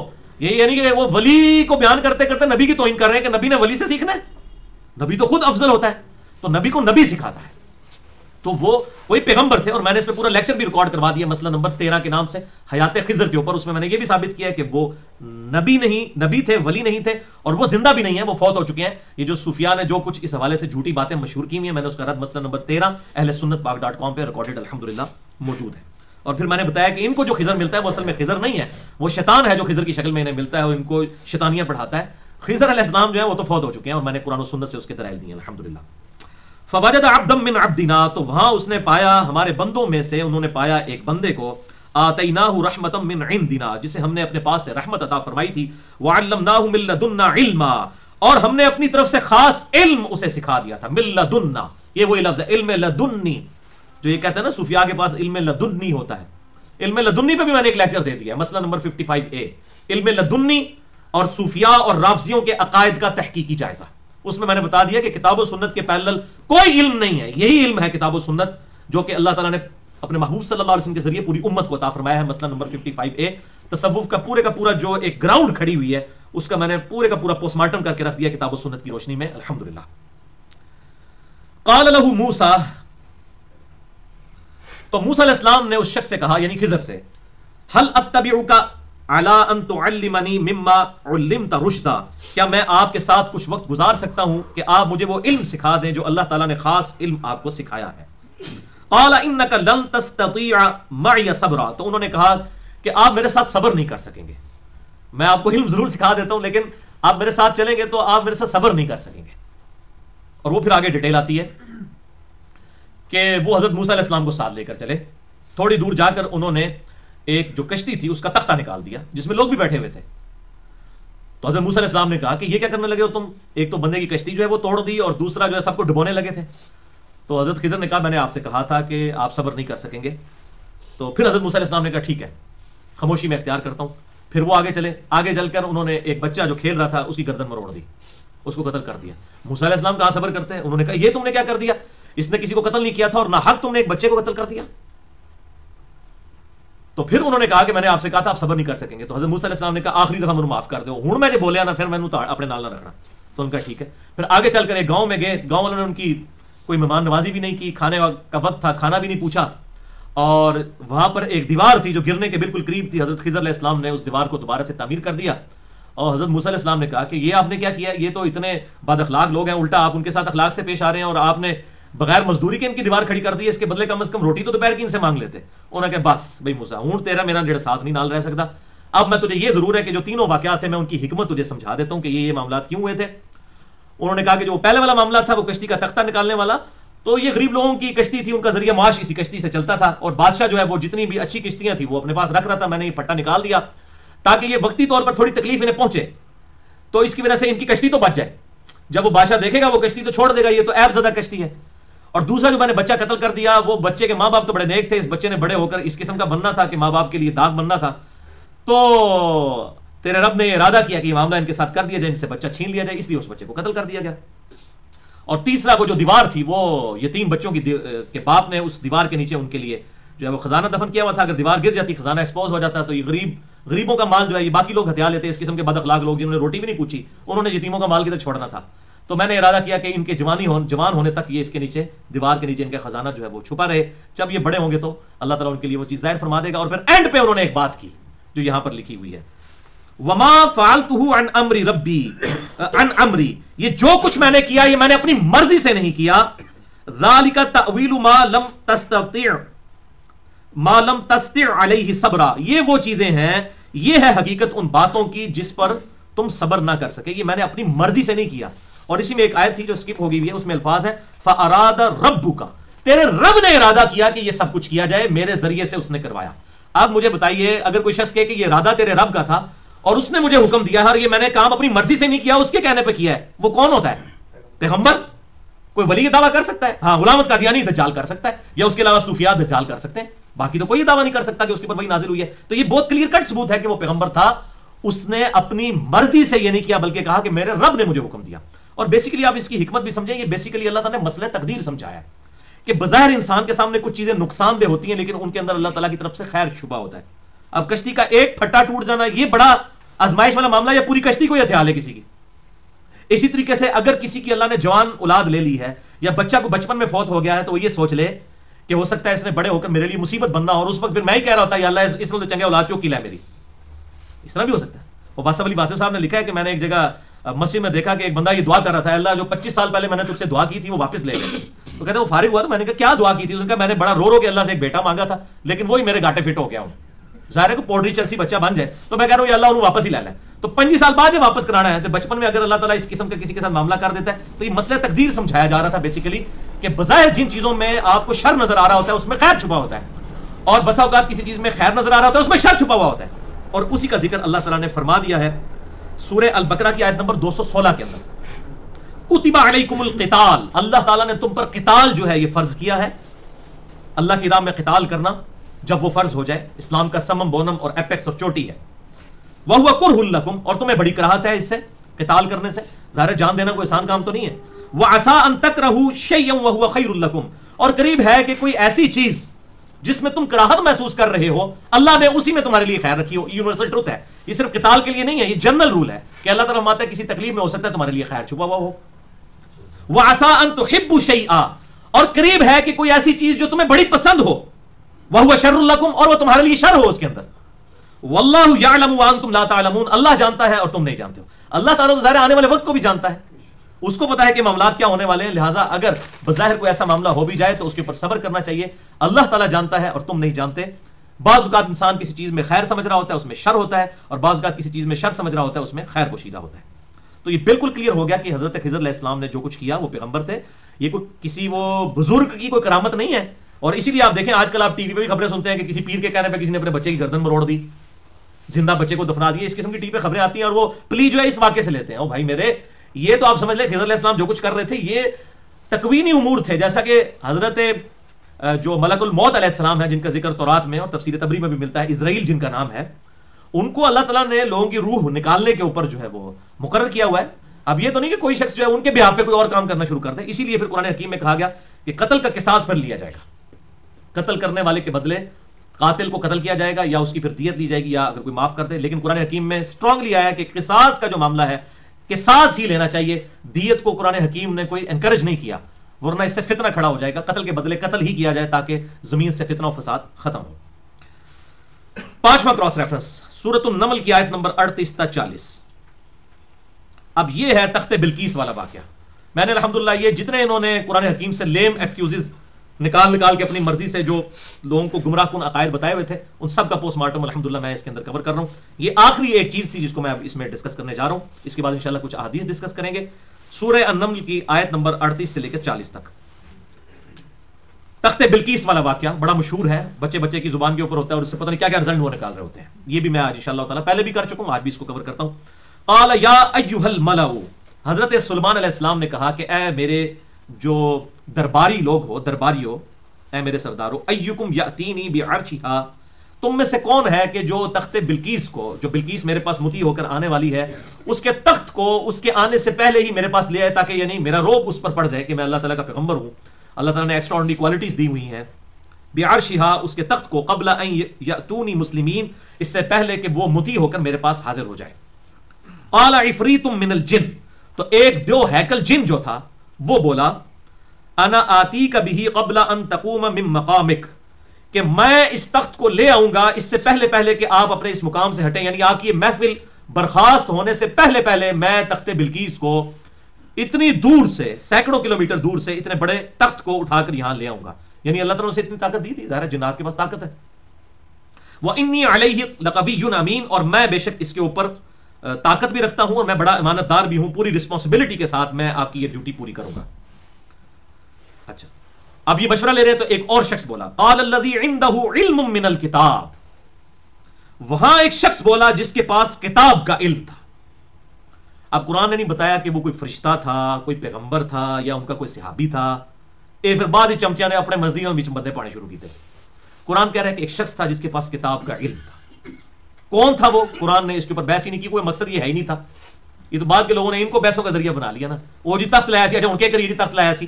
تخت لینے کا مطلب یہ ہے کہ قرآن و حدیث کو مننا چھڑ دئیے, تو تسی جڑے تواڈے بزرگ کرتب کردے نے انہاں دے پیچھے ٹرنا شروع کر دئیے, جڑے ہن انشاءاللہ قیامت تک نہیں کر سکتے کیونکہ ہن میڈیا آ گیا. ڈھکوسلا وہ پرانی سٹوری ہے تو آپ جتنی مرضی لکھوا لیں. تو اس کا اس کے ساتھ تعلق ہی نہیں تھا. اب دیکھیں کیا ہوا کہ اس شخص نے جس کے پاس کتاب کا علم تھا, اس نے کہا انا آتیک بہ قبل ان یرتد الیک طرفک, کہ میں آپ کی پلک جھپکنے سے پہلے اس تخت کو لا کر حاضر کر دوں گا. فلما رآہ مستقرا, تو جب حضرت سلیمان علیہ السلام نے اپنے سامنے وہ تخت پایا, یعنی اس میں اب اللہ تعالیٰ نے امید کر دیا کہ پھر سلیمان علیہ السلام کو, یعنی بات مختصر کی گئی ہے کہ سلیمان علیہ السلام نے پھر اسی کی ڈیوٹی لگائی تو وہ تخت لے کر آ گیا. عندہ, جب انہوں نے اپنے پاس اسے پایا, قال ھذا من فضل ربی, انہوں نے کہا بزرگوں بڑی بڑی کرامت دکھائی جائے, کتنے پہنچے بزرگوں تسی, کیا بات ہے جناب. یہ کہنا چاہیے تھا نا. حضرت سلیمان علیہ السلام اس سے کوئی امپریس ہی نہیں ہوئے. ہو سکتا ہے وہ کوئی اللہ کی طرف سے فرشتہ ہی تھا جو سلیمان علیہ السلام کے ساتھ اٹیچ تھا, جیسا کہ بخاری اور مسلم میں حدیث ہے, اے اللہ روح قدس کے ذریعے حسان ابن ثابت کی مدد فرما. حسان ابن ثابت شعر کہا کرتے تھے نبی صلی اللہ علیہ وسلم کی شان میں, اور اللہ عالم وہ بندہ کون تھا, اے مغرب ہے گئے نہ پتہ نہیں کٹ کے دسنگے یہ بندہ کیڑا ہے. اچھا, اللہ تعالیٰ فرماتا ہے جب وہ آیا تو حضرت سلیمان علیہ السلام نے کہا ھذا من فضل ربی, یہ تو میرے رب کا فضل ہے یہ جو کچھ ہوا. لیبلونی, تاکہ اللہ مجھے آزمائے, اشکر, کہ میں شکر ادا کرتا ہوں, ام اکفر, یا اللہ کا ناشکر ہوں. اللہ نے یہ سارے معاملات اس لیے کیے تاکہ وہ چیک کریں مجھے, یہ اللہ کا خاص کرم ہوا ہے. ان کو پتا تھا یار کوئی کیا کر سکتا ہے, بھائی میرے کوئی بزرگ اپنا پیشاب نہیں روک سکتا, کوئی دنیا سے بڑا آپ انسان لے اپنا پیشاب روک کے بتا دے. یہاں کہتے ہیں سمندر روک لیا فلاں نے یہ کر دیا, کوئی کچھ نہیں کر سکتا بھائیو. وہ کہتے ہیں یہ تو اللہ تعالیٰ کا فضل ہے. ومن شکر, اور جو شکر کرے گا فانما یشکر لنفسہ, تو وہ شکر اپنی نفس کے لیے کرے گا, اللہ کو کوئی محتاج ہی نہیں ہے, کرے گا تو بچ جائے گا. ومن کفر, اور جو کفر کرے گا, کفران نعمت کرے گا, ناشکری کرے گا, فان ربی غنی کریم, تو تیرا رب تو بے پرواہ ہے, اسے کوئی پرواہ نہیں. پوری دنیا نافرمان ہو گیا, ابو جہل بن جائے, اللہ کو کوئی فرق پڑے گا, اور پوری دنیا ابو بکر عمر عثمان علی بن جائے, اللہ کو فرق نہیں پڑتا. وہ تو کریم ہے, غنی ہے, بے پرواہ ہے, الحمدللہ. تو یہ شخص قال الذی عنده علم من الکتاب, کہ وہ شخص بولا جس کے پاس کتاب کا کوئی علم تھا. آپ مفسرین اٹھا کے دیکھیں, کوئی کہتا ہے کہ فرشتہ تھا, کوئی کہتا ہے کہ یہ کوئی پیغمبر تھا, کیونکہ اس وقت ایک زمانے میں ایک سے زیادہ پیغمبر بھی ہوا کرتے تھے. کوئی کہتا ہے یہ حضرت خضر علیہ السلام تھے. خضر علیہ السلام تو کہیں بھی فٹ کیے جا سکتے ہیں نا, بس ایک واقعہ آ گیا تو فٹ کرو جتنے مرضی. اچھا, اور امام فخر الدین رازی جن کو صوفیہ بہت بڑا امام مانتے ہیں 7ویں صدی ہجری کے اندر, وہ کہتے ہیں کہ یہ حضرت سلمان علیہ السلام خود تھے اور وہ انہوں نے صفے کے صفے کالے کیے ہیں. اچھا یہ صوفیہ کے لیے میں پھکی دے رہا ہوں جو بڑے بزرگوں کے ماننے والے ہیں. امام فخر الدین رازی نے تفسیر کبیر میں انہوں نے کہا یہ جو آیا نا الذی عنده علم من الکتاب, وہ کہتے ہیں کتاب کا علم تو اللہ تعالیٰ پیغمبروں کو دیتا ہے, تو وہاں حضرت سلمان علیہ السلام خود ہی تھے. انہوں نے ان کے سامنے کہا کہ بھائی میں کر کے بتاتا ہوں تمہیں, یہ دیکھو یہ اللہ کا فضل ہے میرے اوپر, تو وہ اس کی طرف گئے ہیں. اور کچھ اسرائیلی روایات جو یہودیوں سے آتی ہیں اس میں ہے کہ آصف بن برخیہ کوئی شخص تھا, لیکن احادیث کے اندر کوئی اس کی ڈیٹیل نہیں آئی, نہ قرآن کے اندر آئی ہے, صرف یہ آیا یہ کوئی شخص تھا. جو بھی تھا اس سے غلط ایٹیچیوڈ یہ اڈاپٹ کرنا کہ اس سے کوئی اور چیزیں نکالنا شروع, اس کا کوئی مقصد نہیں تھا, بلکہ یہ اللہ تعالیٰ کی طرف سے خاص معجزہ تھا. ایک پیغمبر کی موجودگی کے اندر اللہ تعالیٰ نے یہ معاملہ کیا. پیغمبر کی موجودگی میں غیر انبیاء کے ساتھ بھی معاملات ہو سکتے ہیں, جیسا کہ صحیح بخاری کے اندر آتا ہے, مشکات میں بھی آپ کو کرامتوں والے چیپٹر میں مل جائے گا. 2 صحابہ آپ صلی اللہ علیہ وسلم کے ساتھ کوئی مسئلہ پوچھنے آئے, رات کا وقت تھا, جب وہ واپس جانے لگے تو آسمان سے ان کے لیے روشنی ظاہر ہو گئی. گھپ اندھیرے میں ان کی لاٹھی کے ساتھ روشنی ساتھ ساتھ ٹارچ کی طرح آگے چل رہی تھی. پھر ایک راستے پہ جا کے وہ دونوں دائیں بائیں مڑنے لگے, تو جب دائیں مڑے تو دائیں والے کے ساتھ بھی ایک ٹارچ ہوگی, بائیں والے کے ساتھ بھی ایک ٹارچ ہوگی. تو یہ تو صحیح بخاری کے اندر موجود ہے, مشکات میں 30 جلد میں کرامت والے چیپٹر ملے گا. وہ نبی صلی اللہ علیہ وسلم کا معجزہ ان کے اوپر بھی ظاہر ہوا. اسی طریقے سے مسند احمد میں آتا ہے, جو میں نے حضرت حسین رضی اللہ تعالیٰ عنہ علیہ السلام کے فضائل والا جو لیکچر ہے مسند نمبر 66 بھی, اس میں بتایا تھا کہ جب رات کا پہر تھا تو حضرت حسین اور حسن علیہ السلام جو ہے وہ مسجد میں کھیل رہے تھے, تو آپ صلی اللہ علیہ وسلم نے ان کو کہا کہ جاؤ تمہاری ماں انتظار کر رہی ہے. تو حضرت ابو ہریرہ کہتے ہیں میں نے دیکھا کہ گپ اندھیرا تھا, اسی وقت آسمان سے ایک بجلی چمکی اور ایک روشنی ظاہر ہوئی. وہ اس وقت تک ظاہر رہی جب تک کہ حسن اور حسین اپنے گھر تک نہیں پہنچ گئے اور راستہ بالکل روشن ہو گیا ان کے لیے. تو اس قسم کے نبیوں کی موجودگی میں اس طرح کے معاملات معجزات کا ہونا غیر انبیاء کے ساتھ یہ پاسبل ہے, اس میں کوئی دوسری رائے نہیں ہے. تو لیکن اس کو لے کے جی وہ جڑا حضرت سلمان دا درباری سی اودائے مقام سی تے پھر ساڑھے نبی دے امتی دا کیا مقام ہوئے گا, اس طرح کی اینالوجیز بنانا یہ بالکل بے ایمانی کرنا ہے. ورنہ میں آپ کو علمی پھکی اور الزامی جواب اور اینٹی وینم لاجیکل آنسر دیتا ہوں کہ حضرت آدم علیہ السلام کو فرشتوں نے سجدہ کیا کہ نہیں؟ تو نبی صلی اللہ علیہ وسلم افضل ہیں یا حضرت آدم علیہ السلام؟ ہمارے محبوب صلی اللہ علیہ وسلم امام الانبیاء ہیں. صحیح مسلم میں آپ نے شب معراج انبیاء کی امامت فرمائی, تو کیا ہمارے نبی کو سجدہ ہو سکتا ہے؟ نہیں. اب اینالوجی کے تحت تو یہاں ہو سکنا چاہیے تھا, لیکن وہاں تو بالکل واضح آ گیا. سنن ابی داؤد کے اندر حدیث موجود ہے انٹرنیشنل نمبر کے مطابق 2140, اور مشکات میں بھی 3266. ایک صحابی نے حضور صلی اللہ علیہ وسلم کو سجدہ کیا. اس نے کہا میں کوفے کے پاس ہیرا نامی ایک گاؤں ہے, وہ نجدیوں کے علاقے میں گیا تو میں نے وہاں دیکھا اپنے سردار کو سجدہ کرتے ہیں. تو میں نے کہا آپ تو زیادہ حقدار ہیں, آپ اللہ کے پیغمبر ہیں, میں آپ کو سجدہ کروں؟ آپ نے فرمایا کہ جب میں فوت ہو جاؤں گا اور تم میری قبر سے گزرو گے, کیا میری قبر پہ بھی مجھے سجدہ کرو گے؟ انہوں نے کہا یا رسول اللہ معاذ اللہ, ایسا نہیں ہوگا. تو آپ نے فرمایا پھر مجھے کیوں سجدہ کر رہے ہو؟ اگر میں سجدہ جائز سمجھتا تو بیویوں سے کہتا کہ اپنے خاوندوں کو سجدہ کریں اس حق کے سبب جو اللہ تعالیٰ نے ان کو دیا ہے. یہ آخری حصہ تو بڑا مشہور ہے, پیچھے یہ ہے جس میں قبر پرستی کی مذمت. حضور کیا کہہ رہے ہیں, میری قبر پہ بھی سجدہ کرو گے؟ آج کا وہ بندہ کہتا ہے یا رسول اللہ کیوں نہیں کریں گے جناب, اتری کریں گے. یہ آپ دیکھ لیں. تو آپ نے کس لیول پہ جا کے سمجھایا ہے. تو ان کو یا رسول اللہ قبر پہ تو نہیں کروں گا, اس کا مطلب ان کو قبروں پہ سجدے کا ان کو تو گمان بھی نہیں تھا کہ یہ بھی کوئی کام کر سکتا ہے. اس میں میرا مسئلہ نمبر 27 آپ سن لیں, گنبد خضرا, قبریں, مزارات, اس کے حوالے سے کیا علمی گفتگو ہے, مسئلہ نمبر 27 اہل سنت پاک.com پر. تو آپ صلی اللہ علیہ وسلم نے اس چیز کو منع فرما دیا. تو اب یہ قیامت تک کے لیے اس قسم کے شعبے جو ہیں فزیکلی دکھانا اب ان کے لیے پاسبل نہیں رہا. اس کی وجہ یہ ہے کہ اب میڈیا کا دور ہے, لوگ کہیں گے لاؤ جی جناب ویڈیو دکھاؤ سانو, اور ویڈیو میں نہیں لائیو دکھانا پڑے گا, آپ کو پبلکلی کر کے دکھانا پڑے گا. اور میں یہ کہتا ہوں جن بزرگوں کے بارے میں کہہ رہے ہیں جناب عبداللہ شاہ غازی نے سمندر تھاما ہوا ہے, جناب اے کر رہے ہیں, اچھا جی وہ فلاں جو بزرگ ہیں انہوں نے 65 کی جنگ میں جو ہے وہ بم پکڑ لیے تھے, اور یہ جناب ہر جگہ مشہور ہے. وہ کہتے ہیں لاہور کے رابی کا پل جو ہے وہ علی بن عثمان اجمیری نے بچایا, اچھا جی جیلم دا پل سلمان پارس نے بچایا, فلانا پل جو ہے امام علی الحق نے سیالکوٹ والا پل بچایا. او بھائی میرے, میں کہنا ہوں کیوں نہیں بچاندے؟ 5 ملک ساڑھے ختم کرتے ہیں کافرہ نے. شام ختم کر دیا انہوں نے, افغانستان ختم کر دیا انہوں نے, عراق انہوں نے ختم کر دیا, ٹھیک ہے, فلسطین ختم کر کے رکھ دیا, مصر کا بیڑا ڈوب کے رکھ دیا, پاکستان کا بیڑا غرق کر دیا. آپ بزرگ کدھر ہیں؟ آپ یہ کیوں نہیں بڈھے ہو گئے نا یہ نہیں پڑھا جاتا؟ سب کا سب جھوٹ ہے. نہ پہلے کبھی ہوا بھائی میرے, سمندر کوئی اپنا پیشاب نہیں روک سکتا. اور آپ دیکھ لیں جن جن لوگوں کے دعوے کر رہے تھے نا, عبداللہ شاہ غازی کے مزار کے اوپر بھی بم ٹھکا, کتنے لوگ وہاں پہ بھی مرے, علی بن عثمان اجمیری کے مزار پہ بھی کتنے لوگ مرے. ہم اس کو کنڈیم کرتے ہیں, یہ ایکٹیویٹی غلط ہے, لیکن ان کے لیے تو اب چیلنج ہے نا. اور پھر انہوں نے پھر تحفظ اولیاء کانفرنس کی. میں کہا اچھا جی پہلے تو اسی کہتے ہیں اولیاء اللہ ساری حفاظت کرتے ہیں, انہوں اولیاء کی حفاظت اسی کرنی ہے, تحفظ اولیاء کانفرنس. پھر مجھے بھی کسی نے میسج کیا کہ جناب یہ پروٹیسٹ ہو رہا ہے. میں نے کہا پروٹیسٹ آپ مزاروں پہ جا کے کریں, آپ میڈیا کے سامنے پروٹیسٹ کیوں کر رہے ہیں؟ آپ مزاروں کے سامنے پروٹیسٹ کریں کہ جناب 65 ہی تھے بم پڑ دے سو ہوں تو ہو گیا ہے, ہوں تو تمہیں اتنے بم آ کے ٹھوک گئے تو پڑھیا نہیں گیا. آپ جب قبر سے نکل کے پلوں پہ جا کے بم پکڑتے تھے, اب تو آپ کے مزارات پہ بم ٹھوک کے چلے گئے، اب آپ سے کیوں نہیں پکڑے جاتے؟ تو یہ احتجاج میرے بھائیوں جو کرنا ہے اپنے بزرگوں سے جا کے احتجاج کریں. یہ تحفظ اولیاء کانفرنس آپ نے کرنی ہے تو اولیاء کی بات تو آپ کو خود کرنی پڑ رہی ہے، تحفظ اولیاء کانفرنس. تو یہ بھائیوں اس قسم کی ساری چیزیں انہوں نے مشہور کی ہیں، اور میں آپ کو پریکٹیکل مثال بتاتا ہوں. یہ پرانی باتیں ہوتی ہیں نا، وہ چل پڑتی ہیں، مشہور ہو جاتی ہیں، اس لیے آپ کو آج کل کوئی ایسی بات نہیں نظر آئے گی. میں آپ کو اپنے جرم شہر کا بتاتا ہوں. یہاں سے تقریباً 1 کلومیٹر کے فاصلے پہ جہاں پہ ڈاکٹر عمر صاحب کا گھر ہے، سلمان پارس مزار ہے دریا کے کنارے. 1992 میں یہاں آپ کو پتا کتنا بڑا سیلاب آیا، یعنی وہ جہلم کی تاریخ کا سب سے بڑا سیلاب تھا. اس کے اندر کتنی تباہی ہوئی. اور اس میں یہ ادھر جناب آپ جہلم میں جتنے لوگ جو ہے نا ان کے اندھے قسم کے معتقد بنے ہوئے ہیں، وہ کہتے ہیں جناب وہ جی سلمان پارس پانی نہیں بڑھیا، پانی نہیں بڑھیا جی، اتو لنگ گیا سائڈ میں، پانی کے بیچ نہیں بڑھا. حالانکہ میں وہ ان بندوں میں شامل ہوں جنہوں نے خود کیچڑ صاف کی تھی اس مزار کی. اس وقت ہم روزانہ ہی وہاں مزار پہ جایا کرتے تھے، ہم بھی اس پارٹی میں شامل تھے. اب میں نے تو خود کیچڑ صاف کی ہوئی ہے، لیکن اور وہ کیچڑ کے نشان تقریباً 4-5 فٹ تک اس پورے مزار کے اندر دیواروں پہ 6-7 مہینے تک رہے. اس کے بعد سفیدی کسی نے کروائی ہے. پوری قبر کیچڑ میں بھری ہوئی تھی، لت پت تھی، ساری صفائی کی. لیکن اب ان سے پوچھے کہتے جناب وہ پانی نہیں سی بڑھا، وہ پائی کیچڑ بڑھا سی ہوتے ہیں، میں صاف کیتا ہے. چلو میں تو اس وقت اس پارٹی میں تھا نا، میں تو کوئی نیگیٹو بھی نہیں تھا کہ آپ کہیں گے میں نے کوئی چشمہ لگایا ہوا تھا. تو اس کے لیکن اب آپ دیکھ لیں اس قسم کی ساری باتیں انہوں نے مشہور کر دی ہیں. لیکن اب انشاءاللہ تعالی جیو نیوز کی برکت سے، اے آر وائی نیوز کی برکت سے، ایکسپریس، دنیا، سما ٹی وی، CNN، BBC کی برکت سے اب قیامت تک کوئی بزرگ اس طرح کارنامہ نہیں کر کے دکھا سکے گا، کیونکہ یہ سب کی سب چیزیں پہلے بھی ڈھکوسلا اور جھوٹ چل رہے تھے اور اب بھی اس قسم سے چل رہے ہیں. اور پھر یہ اس سے ہمیں کیا منوانا چاہتے ہیں؟ ہم ان کے سامنے کوئی آیت پڑھ رہے ہوتے ہیں، ایاک نعبد و ایاک نستعین، اللہ تیری عبادت کرتے ہیں، تجھ سے ہی مدد مانگتے ہیں. وہ کہتے ہیں نہیں جناب وہ فلانے بزرگ تھے شہر کیا کہنے، سن فریاد پیران دیا پیرا، میری فریاد سنی کن تھار کے ہو، بیڑا میرا وچ خبراں دے جتے مچ وی نہ بہندے ڈردے ہو. تو یہ ہمیں یہ قرآن کے مقابلے میں سنا رہے ہوتے ہیں. تو ان کو میں پھکی دیتا ہوں میرے بھائی، آپ کے بزرگ کچھ کر کے بھی دکھا دیں. 2 + 2 4 ہی رہے گا. 2 + 2 کتنے ہوتے ہیں؟ 4. اگر کوئی شخص آپ پر نظر بندی الوژن کر کے چاند کے 2 ٹکڑے کر دے اور سورج کو واپس پلٹا لے نظر بندی کے ذریعے، ایکچولی تو نہیں کر سکے گا، تو آپ یہ بات مان جائیں گے کہ 2 + 2 5 ہوتے ہیں؟ آپ کہیں گے ٹھیک ہے یہ جو تم کر رہے ہو مجھے یہی نظر آ رہا ہے، لیکن 2 + 2 4 ہی ہوتے ہیں. تو بھائی میرے آپ کے 2 + 2 4 ہیں تو ہمارا قرآن و سنت کیسے غلط ہو گیا؟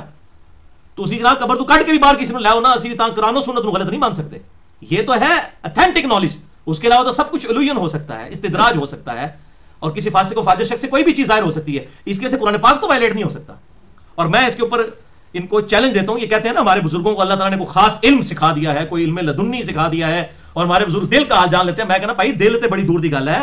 میں اپنی میکینیکل انجینئرنگ کا فارمولہ آپ کو پیڈ پہ لکھ کے دیتا ہوں مشین ڈیزائن کا، جس میں کچھ الفاظ لیٹن کے ہوں گے، کچھ فرینچ کے ہوں گے، کچھ جو ہے وہ یونانی لینگویج کے ہوں گے. آپ کے بزرگ یہ کاغذ دیکھ کے پڑھ کے بتاتے ہیں تو میں ان کا مرید ہونے کے لیے تیار ہوں. اچھا ویسے جنہوں بھی دسیا وہ کہتے ہیں بھائی جی اے نہیں پڑھ سکتے، ساتھ پتا ہے دل دال جان لینا ہے. بھائی جب جو اللہ جس نے یہ علوم کافروں کو سکھا دی ہیں آپ کے بزرگوں کو نہیں سکھا سکتا؟ آپ کے بزرگ ایٹم بم بنا لیتے نا، آپ کے بزرگ مل کے یہ پاکستان کی بجلی پوری کر دیں، وہ ایک نگاہ مار کے کر دیں، بجلی پوری کر کے 10 دن. اس طرح نہیں ہوتا بھائیو. یہ دنیا بقدر ایفرٹ ہے، علم کی بنیاد پر چلیں. قرآن حکیم نے واضح کہا ہے توہمات کو سائڈ پہ کرو. سورہ بنی اسرائیل کی 9th کمانڈ جو 10 کمانڈمنٹ میں سے سورہ بنی اسرائیل آیت نمبر 36 ہے.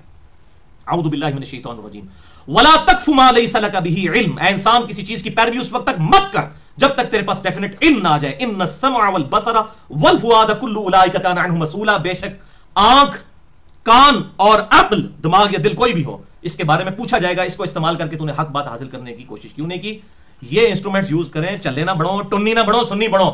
ایک ہے سن سنا کے سنی، سن ٹن، اور ایک ہے پڑھ پڑھا کے سنی، پڑھ پڑھا کے سنی بڑھو. کتاب و سنت سے دلیل دیکھیں کو بات ہے. اور کتاب و سنت نے ہمیں 2 ہی علوم بتائے ہیں، ایک ریویلڈ نالج وحی کا علم، اور دوسرا ایکوائرڈ نالج جو سائنس کا علم ہے، the knowledge obtained through observations and experiments. اس کے علاوہ کوئی اور علم نہیں ہے. ان 2 علوم کی طرف سے تصدیق ہو تو بات ٹھیک ہوگی، ادروائز غلط ہوگی. زلزلہ کیوں آتا ہے کہ جی ایک گائے نے ایک سینگ پہ زمین اٹھا رکھی ہے، جب تھک جاتی ہے دوسرے پہ اٹھا لیتی ہے. اس کو نہ کتاب و سنت صحیح مانتا ہے اور نہ سائنس اس کی تصدیق کرتی ہے. وہ تو ٹیکٹونک پلیٹس کو ڈسٹربنس کی وجہ سے ہوتا ہے، وہاں بھی سائنس کہتی ہے یہ ہوتی ہیں، یہ نہیں پتا کہ کیسے ہوتی ہیں، وہ اللہ ہی کرتا ہے. ظاہر ہے فزیکل فینومینا آف نیچر کو سب کا سب معاملات اللہ تعالیٰ لے کر چل رہا ہے. تو یا ریویلڈ نالج اس کی تحقیق کرے یا ایکوائرڈ نالج. اب یورینیم کی وجہ سے اس کی ریڈیشن سے کینسر ہوتا ہے، کتاب و سنت میں تو نہیں لکھا ہوا لیکن سائنس نے تصدیق کر دی ہے کہ ہوتا ہے، ہم اس کو بالکل ڈیفینیٹ مانتے ہیں. اس میں نے پورا لیکچر دیا ہے، مسئلہ نمبر 39 علم وحی اور علم سائنس کی اہمیت اور ان کا دائرہ کار، اہل سنت پاک .com پہ، جس سے شوق. اور پھر یہ مثالیں میں وہ الیاس قادری صاحب کو سن رہا تھا، وہ کہتے ہیں جناب دیکھیں آپ کا یہ موبائل فون جو ہے یہ ہزاروں کلومیٹر دور سے سن سکتا ہے تو بزرگ نہیں سن سکتے. ٹھیک ہے انہوں کو پائی میرے یہ تہاڈی ہن دلیلاں پرانیاں ہو گئیاں نے, تہاڈے تے اللہ تعالیٰ نے ایک بلا چھڑ دیتی میری شکل وچ اللہ دے فضل نال, میں دا جواب دینا. کہتے ہیں لقد خلقنا الانسان فی احسن تقویم, اللہ تعالیٰ نے تو انسان کو بڑی آسانی تقویم بنایا ہے. تو اگر یہ موبائل فون سن سکتا ہے ہزاروں کلومیٹر سے, بزرگ کیوں نہیں سن سکتے؟ میں نے جناب بزرگاں دا سننا تے بڑی دور دی گل ہے, اسی تانوں دسنا. تسی دسو کہ بھائی جو آپ ہمارے سامنے بزرگ بیٹھے ہیں یا عام انسان بیٹھا ہوا ہے, عام انسان اللہ کے نزدیک افضل ہے یا ایک چڑیا انسان؟ تو چڑیا تو اڑ سکتی ہے, تو الیاس قادری صاحب, تعلق قادری صاحب یا باقی بزرگوں تسی اٹھ کے دسو نا ذرا ساڈے سامنے. تو اسی پھر کبھی کہ ہاں جی تسی تے انسان ہو, تسی یا پھر انسان تو بھی گئے گزرے ہو, چڑیا تو بھی گئے گزرے ہو, یا آپ کے جتنے مریدین ہیں یہ کم از کم چڑیا سے تو بہتر ہے نا. انسان جو ہے وہ ظاہر ہے دوسری مخلوقات سے بہتر ہے. چلے آپ اپنے کو رول ماڈل کوئی اپنے کوئی 8-10 مرید پیش کر دیں, 8-10 کو بزرگ لے آئیں جو اڑ کے بتا دیں, پھر تو ہم کہیں گے یار آپ تو چڑیا سے بھی گئے گزرے ہیں. ادھر کہیں گے نہیں جی وہ چڑیا کی ڈومین الگ ہے انسان. تو بھائی یہی تو ہم کہہ رہے ہیں, موبائل جو ہے اس کی ڈومین الگ ہے, یہ فزیکل ایک نالج ہے, الیکٹرو میگنیٹک ویوز والا, اور یہ بھی تہاڈے بزرگاں نے نہیں بنایا, انگریزاں نے بنایا, انہوں نے ولی منو, پھر تسی تو بنایا ہی نہیں ہے. ادھر تو ان لوگوں کی حالت ہے کہ جب یہ اسپیکر آیا تو یہ لوگ تو کتنے عرصے تک فتوے دیتے رہے اسپیکر میں نماز ہی نہیں ہوتی ہے. سب سے پہلے فتویٰ اشرف تھانوی صاحب نے دیا نماز نہیں ہوتی ہے, پھر احمد بریلوی صاحب نے دیا نماز نہیں ہوتی ہے. اور اسپیکر تو بغیر کو بولتا ہی نہیں ہے, 4 بندے سامنے بیٹھے ہوتے ہیں اور باقی پورے محلے کو اسپیکر میں سنا رہے ہوتے ہیں. اب اسپیکر ان کے لیے حلال ہو چکا ہے, تو پہلے ان کو بات سمجھ آ جاتی. تو بات یہ ہے کہ یہ ساری چیزیں تو پھر گوروں نے بنائی ہیں نا, ان کو پھر ولی اللہ مان لو نا جنہوں نے یہ سارے کرتب کر کے دکھا دیے. تو یہ اس طریقے سے انہوں نے چیزیں بنائی ہوئی ہیں. اور باقی میں تو اللہ کا شکر ادا کرتا ہوں کہ ادھر وہ ڈیوڈ کاپر فیلڈ یا کرس اینجل نہیں آ گیا, جو کہ جس کی ویڈیوز آپ دیکھ لیں, کروڑوں لوگوں نے وہ ویڈیوز دیکھی ہوئی ہیں یوٹیوب پہ. آپ ذرا کرس اینجل کا نام اور ڈیوڈ کاپر فیلڈ کا نام لکھ کے دیکھیں, وہ پانی کے اوپر چل کے دکھائے گا آپ کو, جو یہ اپنی دیوار کے اوپر ایسے چڑھ کے دکھائے گا, یہ ساری کے سارے الوجن اس نے بھی کر کے دکھائے ہوئے ہیں. تو وہ گورا تو پہلے ہی ہے, روشن چہرہ تو پہلے ہی ہے, وہ کہتے ہیں نا جناب وہ نورانی چہرہ تو ہے, پاکستان ہی چاہ جاتے بھائی جی ان ویڈیو بنانے کی ضرورت نہیں تھے, بزرگ ہے بہت بڑا, اور وہ ہے سارا الوجن ہے, فراڈ ہے. وہ ان کو پکڑ بھی لیا انہوں نے کہ وہ کس قسم سے یہ فراڈ کس طریقے سے کر رہے ہیں, اس کی بھی, اور عوام میں بھی اٹھ کے بتاتے ہیں وہ فزیکلی لوگوں کے سامنے. تو وہ سب کے سب ان کے چٹے بٹے کھول بھی دیے ہیں کہ یہ سب کے سب وہ نظر کا جو دھوکہ کر رہے ہوتے ہیں, اس کے اوپر انہوں نے ویڈیوز بھی ریکارڈ کروا دی ہیں. اور میں اس پہ بڑا پریشان ہوتا ہوں بعض اوقات, کہ جب دجال آئے گا نا تو یہ اسی قسم کے بزرگ بابوں کی یہ کرتب دیکھنے والے لوگ جو ہے نا سب سے پہلے دجال کو اپنا بزرگ مان لیں گے. یہ بالکل کلیئر کٹ بات ہے. ڈیٹیل سے آپ دیکھیں صحیح مسلم کے اندر احادیث کتنی دجال والے چیپٹر میں, مشکات میں بھی آپ کو 30 جلد میں مل جائیں گی. اور اس میں جو ایک حدیث ہے صحیح مسلم میں 7377 ہے اور مشکات میں 5476, کہ دجال زمین سے اناج اگائے گا, اس کے حکم سے بارش برسنا شروع ہو جائے گی, زمین سبزہ اگانا شروع کر دے گی, اس کے ایک ہاتھ میں جنت اور ایک ہاتھ میں دوزخ بھی وہ لیے پھرے گا, جو اس کی زوم میں جنت اور دوزخ ہوگی, اور لوگ اس سے امپریس ہوں گے, لوگ تو ظاہر اس کو بزرگ مان لیں گے, اس کے پیچھے چلنا شروع کر دیں گے. تو ایک مومن کامل سامنے کھڑا ہوگا اور وہ کہے گا اللہ کی قسم تو وہی دجال ہے جس کی خبر ہمارے رسول صلی اللہ علیہ وسلم نے ہمیں دی تھی. وہ کہے گا میں اتنے بڑے بڑے کرتب کر کے دکھا رہا ہوں, وہ کہتا ہے تو جتنے مرضی کرتب کر دے, میرے نبی نے مجھے یہ کہا ہے. یہ آج بات کون کرتا ہے کہ تم جو مرضی کر کے بتاؤ, کتاب و سنت حق ہے, انہی کا ہی کوئی ہوگا نا ماننے والا. جو کرتب دیکھنے والے لوگ ہیں وہ تو نہیں یہ کہیں گے, وہ تو فوراً ہاں جی بالکل کر کے دکھاتا ہے. وہ کہ میرے نبی کی حدیث مجھے پہنچی ہے, وہ حدیث کا ماننے والا ہوگا نا, بزرگ بابوں کا ماننے والا تو نہیں ہوگا. تو وہ کہے گا میں تجھے قتل کر دوں گا, وہ کہتا ہے مجھے بے شک تو قتل بھی کر دے, میرے نبی کی خبر سچی ہے. تو وہ اس کو پبلکلی قتل کرے گا, اس کے سر پہ آرا چلا کے اس کے جسم کے 2 ٹکڑے کرے گا, اور ان 2 ٹکڑوں میں چلے گا دجال, اور پھر اس کے 2 ٹکڑے جوڑ کے پھر اسے زندہ کر لے گا. اتنا بڑا معجزہ کوئی کر سکتا ہے؟ یہ خاص قسم کی ایک دجال کو فتنہ بنایا گیا ہے اس امت کے لیے, اس لیے وہ سارے کام کر کے دکھا دے گا. اب وہ زندہ کرے گا, وہ کہے گا ہاں ہوں سنا, وہ کہے گا اب تو مجھے مزید یقین ہو گیا کہ تو دجال ہے, اور تیرے اس عمل نے میرے یقین میں اضافہ ہی کیا ہے, کیونکہ نبی صلی اللہ علیہ وسلم نے یہ بھی فرمایا تھا کہ وہ ایک مومن کو قتل کر کے دوبارہ زندہ کرے گا.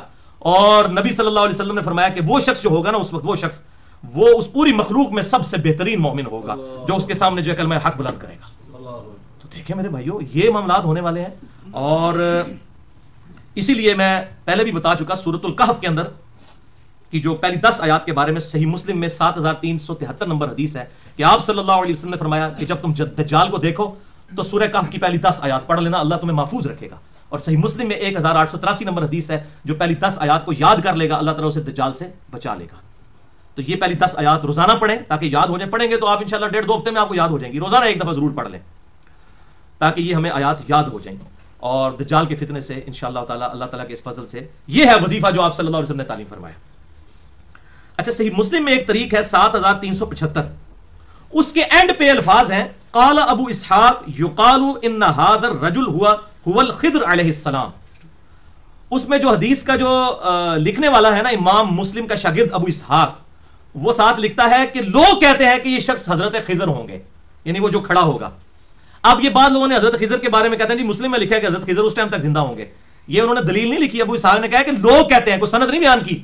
تو اس قسم کے جو اقوال ہوتے ہیں نا بخاری اور مسلم میں بھی, جو سند کے بغیر ہوتے ہیں, وہ جب تک سند نہیں ہوگی ایکسیپٹیبل نہیں ہوں گے. صحیح بخاری میں لکھا ہے حضرت عیسیٰ علیہ السلام فوت ہو چکے ہیں, حضرت ابن عباس کا قول مسئلہ نمبر 12 حیات مسیح اور نزول مسیح میں نے ڈسکس کیا ہے, لیکن وہ بے سند ہے. امام بخاری کے زمانے میں بات مشہور تھی, انہوں نے لکھ دی, سند بیان نہیں کی ہے. جب سند بیان نہیں ہوگی تو پھر وہ بات ایکسیپٹیبل نہیں ہوگی. نبی صلی اللہ علیہ وسلم کے ریفرنس سے تو نہیں بیان کر سکتے. بخاری اور مسلم کی حدیث ہے, وہ شخص اپنا مقام دوزخ میں دیکھ لے جو میری طرف کو ایسی بات منسوب کرے جو میں نے نہیں فرمائی. تو یہ اس میں الفاظ ہیں, یقال, لوگ کہتے ہیں کہ وہ خضر ہوں گے, یعنی لوگوں میں یہ بات مشہور ہے. ظاہر ہمیشہ سے ہی وہ چیزیں اس قسم کی پبلک کے اندر چلتی آ رہی ہوتی ہیں, تو یہ بات لوگ لیتے ہیں. تو میں بتا دیا یہاں پہ کہ یہ اس میں حدیث کے الفاظ نہیں ہے, بلکہ ابو اسحاق جو امام مسلم کے شاگرد ہیں, ان کے نبی صلی اللہ علیہ وسلم کے درمیان 250 سال کا فرق ہے. وہ یہ کہہ رہے ہیں کہ لوگوں میں یہ بات مشہور ہے, یہ انہوں نے نہیں کہا کہ حدیث میں ہے. تو یہ بات سمجھ لیں. باقی کسی کو تسلی کرنی ہو تو میں نے پورا لیکچر بھی ریکارڈ کروا دیا ہے. مسئلہ نمبر 13 حیات خضر علیہ السلام کے بارے میں جو یہ نظریہ ہے, اس کو باطل ثابت کیا ہے, اور ان کو میں نے اللہ کا پیغمبر ثابت کیا ہے. اور ایسے پیغمبر کہ وہ فوت ہو چکے ہوئے ہیں, وہ ولی نہیں ہے, ان کو موت آ چکی ہے. یہ جو لوگوں کو ملتا ہے خضر, یہ خضر کا وہ پلی لے کے بیسیکلی شیطان انسانی شکل میں آ کے لوگوں کو گمراہ کر رہا ہوتا ہے. اور اس کا یہ طریقہ ہے کہ مجھے کچھ لوگ کہتے ہیں سانو فلاں ملتا ہے, میں کہنا ایک بار تسی جدوں آئے نا ہوں تے پڑھنا ہے لا حول ولا قوت الا باللہ, تے تکنا کس نے تہاڈا خضر نستا ہے. تو میں نے ایک بندے کو کہا کہ نہیں نہیں یہ تو گستاخی ہو جائے گی. میں کہا اچھا, یہ تو شیطان دی گستاخی ہے لا حول ولا قوت الا باللہ پڑھنا. اللہ کے نیک بندہ تو خوش ہوتا ہے اللہ کا نام سن کے, تے نس گیا تو شیطان ہی ہے نا, ان کو بھی یقین ہے ناسی نہ جائے کدھر, اور انشاءاللہ بھاگے گا. اور ایسا ہوتا ہے, اور لوگوں کے ایسے ایکسپیرینسز ہوئے ہیں.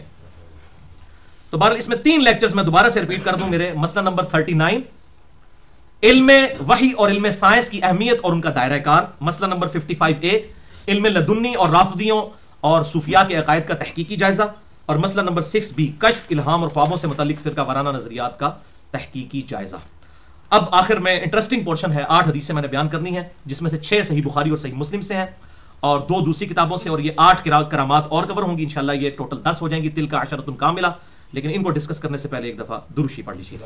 اللہم صلی علی محمد وعلی آل محمد کما صلیت علی ابراہیم وعلی آل ابراہیم انک حمید مجید.